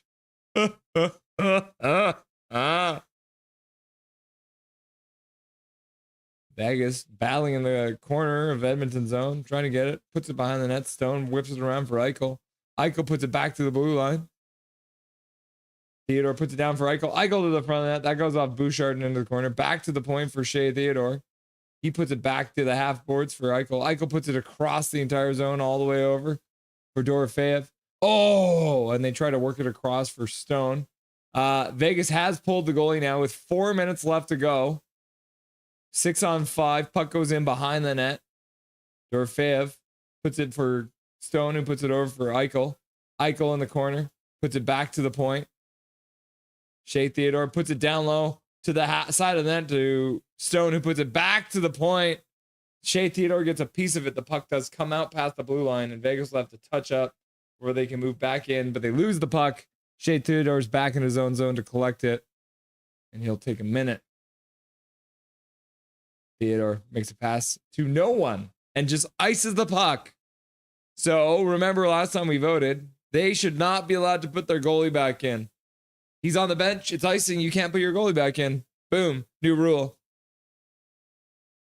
Winnipeg fans definitely want Taves back. I am not excited, but he is good. He was good, but who knows what he is now. Gary Wiseman, this man who was almost Sedin's line mate on the first day of April. Troy Stetcher? Or Ryan Nugent Hopkins? Jonathan has to be some long-lost cousin from Devon Taves, who plays for Colorado. Me? Do I? What? 37 is not that old. For a hockey player, it is. Hockey players usually don't play until they're 40. It's happening more often now, but Vegas pulled the goalie again. 3:02 left. Skinner makes a save and goes, ha! He's like, I will get a win in this playoffs, I swear. Hurdle with a shot. Rebound. Puck to the front. Chipped on net by Smith, and then Skinner's like, ha! Rome, anyone see the clip of Hurdle slamming his stick at the bench and accidentally hitting the Vegas trainer in the head? Yes, I did see that. It was not a good scene. You never want to throw a hissy fit and injure somebody. And then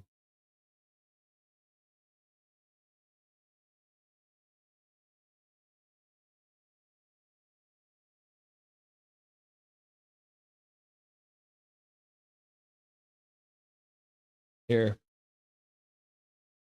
they actually put a crime scene thing up there. There's now a crime scene where Hurdle hit the trainer on the Golden Knights bench. Isn't that funny?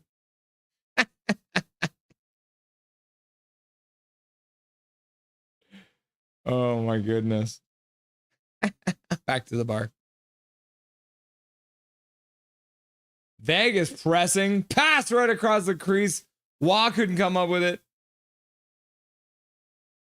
Hyman gets laid out by Pietrangelo. Puck comes back to the blue line. Gets held in there by Hanifin. Puck gets rung around the boards up to the half boards and chipped out to center. 2 minutes left to go.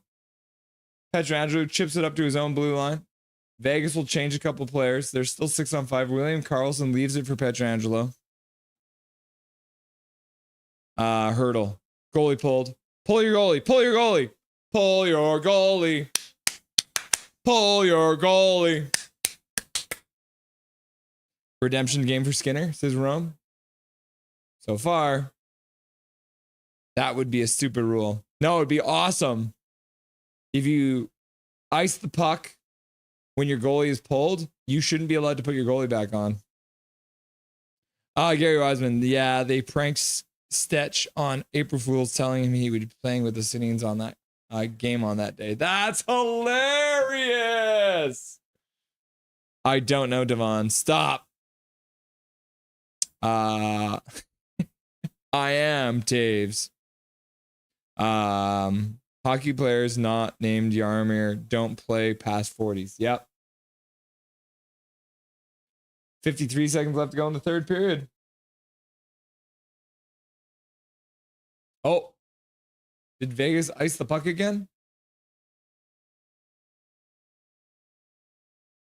Crowd chanting, "Let's go Oilers."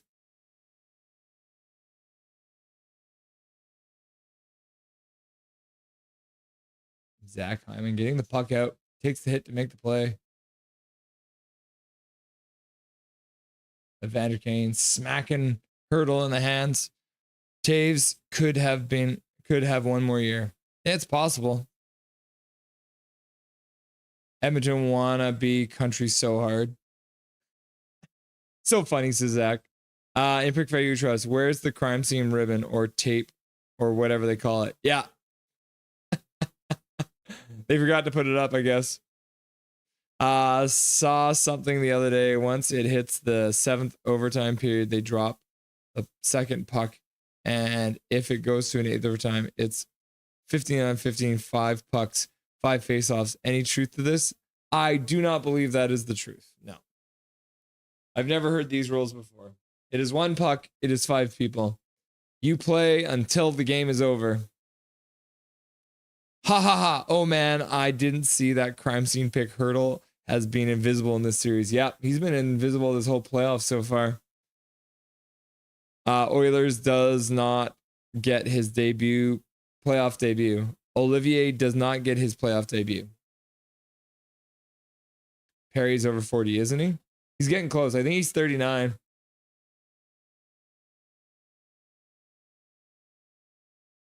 $30 left to go. Vegas. Edmonton chips it off the glass, and it went off a Vegas player into the bench.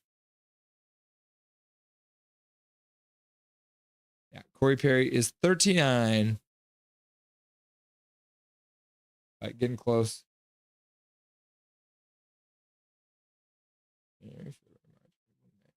His birthday is in 4 days. He's turning 40 in 4 days. Back to the bar. In Pick Fairy Trust. I think Yager retires next season at 54 years old.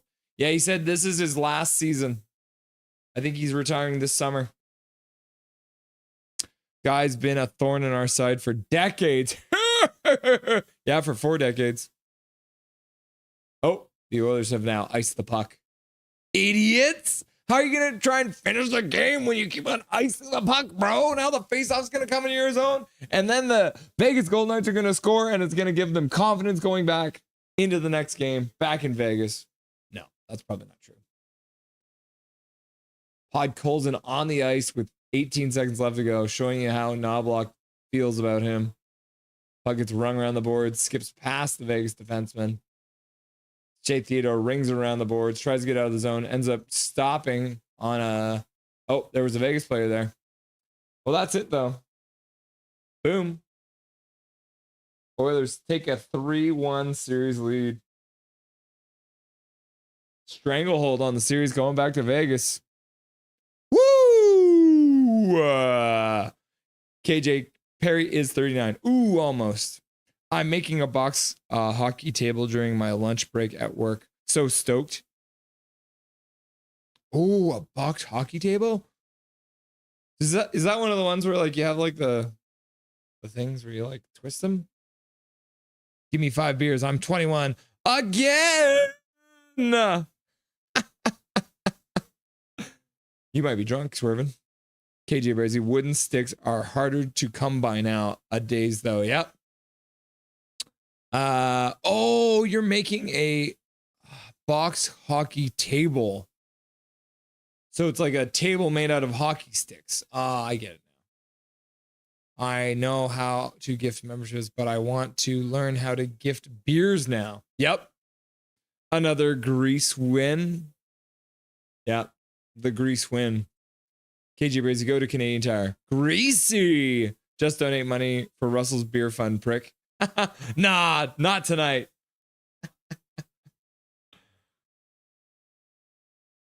Well, let's end the poll question. 49% of you were correct. Edmonton did win the game. 22% of you said Vegas was going to win. 17% of you said Dobby was going to win. And then 11% said the fan was going to win. Which fan? I don't know. It was supposed to say fans. So which individual fan won that game tonight? KJ Brizzy, no, it's a box made of wood that lay on the ground, and it's played with a puck. Oh, so it's literally... Table was the wrong word. Okay, so it's a box, and you play hockey in it? That's cool. Another greasy win. But I was tanking like every day in Vegas. I imagine so. I'm surprised you're even able to like do things on your phone right now. Go him! Go Jets. Ha ha ha. I voted for Dobby. Fair. That is fair. Dobby, Dobby, Dobby.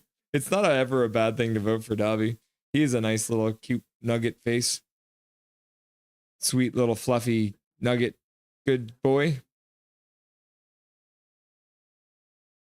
He's a chunky little boy with a nice face. We like his chunky face. Let's see. Google box hockey. It shows with pictures and everything.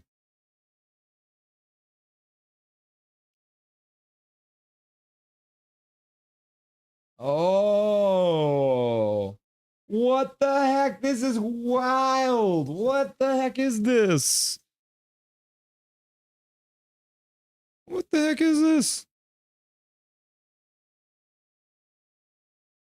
Oh, okay.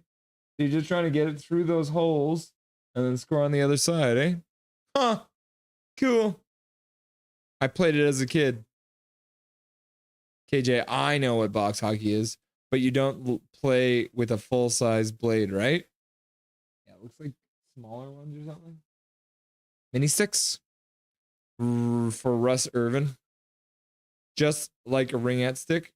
No, just the shaft. Yep. Damn, I was thinking like foosball table. Yeah. I was thinking like this one, table hockey. Yeah, this is the one I was thinking. Right? Like table hockey. One of these babies. And then there's air hockey, which is a whole nother thing. So many different kinds of hockey. This is way different. Box hockey is good for practicing in tight puck battles. What the F? That looks expensive. It's probably why I didn't know what it was. Laugh out loud. And that's why KJ's making his own. Because it's too damn expensive. Too damn expensive. Expensive. Just make it with wood. Yep. Okay, kids. We just watched the Oilers win game 4, 3-0. Shutout for Stuart Skinner's first win of the playoffs. And we also watched the finishing of the Canes game versus the Capitals. The Canes winning their game against the Capitals. 5-2, taking a 3-1 series lead as well. And then we talked with Dusty about the Abbotsford Canucks versus the Colorado Eagles coming up on Friday at 7 o'clock in Abbotsford. We are going to be live again on Wednesday, people. We're going to be having a double header on Wednesday. So we will be live for both the Panthers versus the Maple Leafs, game 5, tiebreaker game. And we'll be live for game 5 of the Oilers versus the Golden Knights in Vegas. Oilers are going to be looking to see if they are able to finish off the series. But yeah, we're going to have a doubleheader on Wednesday, people. And I'm just working out on all the intermissions and all that stuff. So back to the bar. Thank you, everyone, for being here tonight. It's been a lot of fun, as usual. Thank you to Dustin for joining the show during the first intermission to chat about the Colorado Avalanche, the Colorado Eagles, and the Abbotsford Canucks and the Colorado Eagles playing on Friday night. And thank you to Dave Brindle for joining me for the interview. It was very cool to chat again with my old boss. So let's make sure that everyone has a good night. And as I said, we're going to be live again on Wednesday. Let's have a quick look at the fan funding. So Calvin99 Charlie says, let's go. 5 months of being a fan of Russ. Sad I've missed a few months, or it would be 7 months. So Calvin99 Charlie becoming a member. And then KJ Brazy also becoming a member tonight. Big Dusty in the house. Rusty and Dusty show greater. And then Katie is your one lucky lady. That's a handsome man. Just the right amount of scruff. And then Swerve and Irvin said, Dusty, who failed the Canucks or Pod Colson? And the answer was both. Both! KJ Brazy need a puck and some old wood sticks. Yep. And then you can make yourself a hockey box. All right, I'm back, y'all. No, back in the day, I mean, my family wasn't rich. Imperfect Fair Trust. Do you think Canada will have a 75% chance of taking home the cup? Good night, nothing, fam. See you later, Swerve. Nice to see you, brother. I played in it at a community center. Yes. So you didn't have it at home. Go Leafs, go, says Zach. And then Zach says, white and blue. Tournaments were intense. Do they have box hockey fights? Intense? They were camping. Depends on who's playing. Great stream, Russ. Thanks to everyone who fun chat. Good night to one and all. Yeah. Cool. Well, it's been a lot of fun having you guys here. As I said, we're going to be live again on Wednesday. Doubleheader. It's going to be a lot of fun. And then we'll be live again on Friday as well for another doubleheader, depending on whether or not the two teams can make it to Friday. But if the Golden Knights if the Oilers close out the Golden Knights, it's only going to be a single header on Friday. But we'll see what happens. Only time will tell. Thank you, everyone, for being here. It's been a lot of fun as usual. I appreciate every single one of you. And until next time, remember, my name is Russell Holiday. This is Nothing is Perfect. Make sure that you make good choices.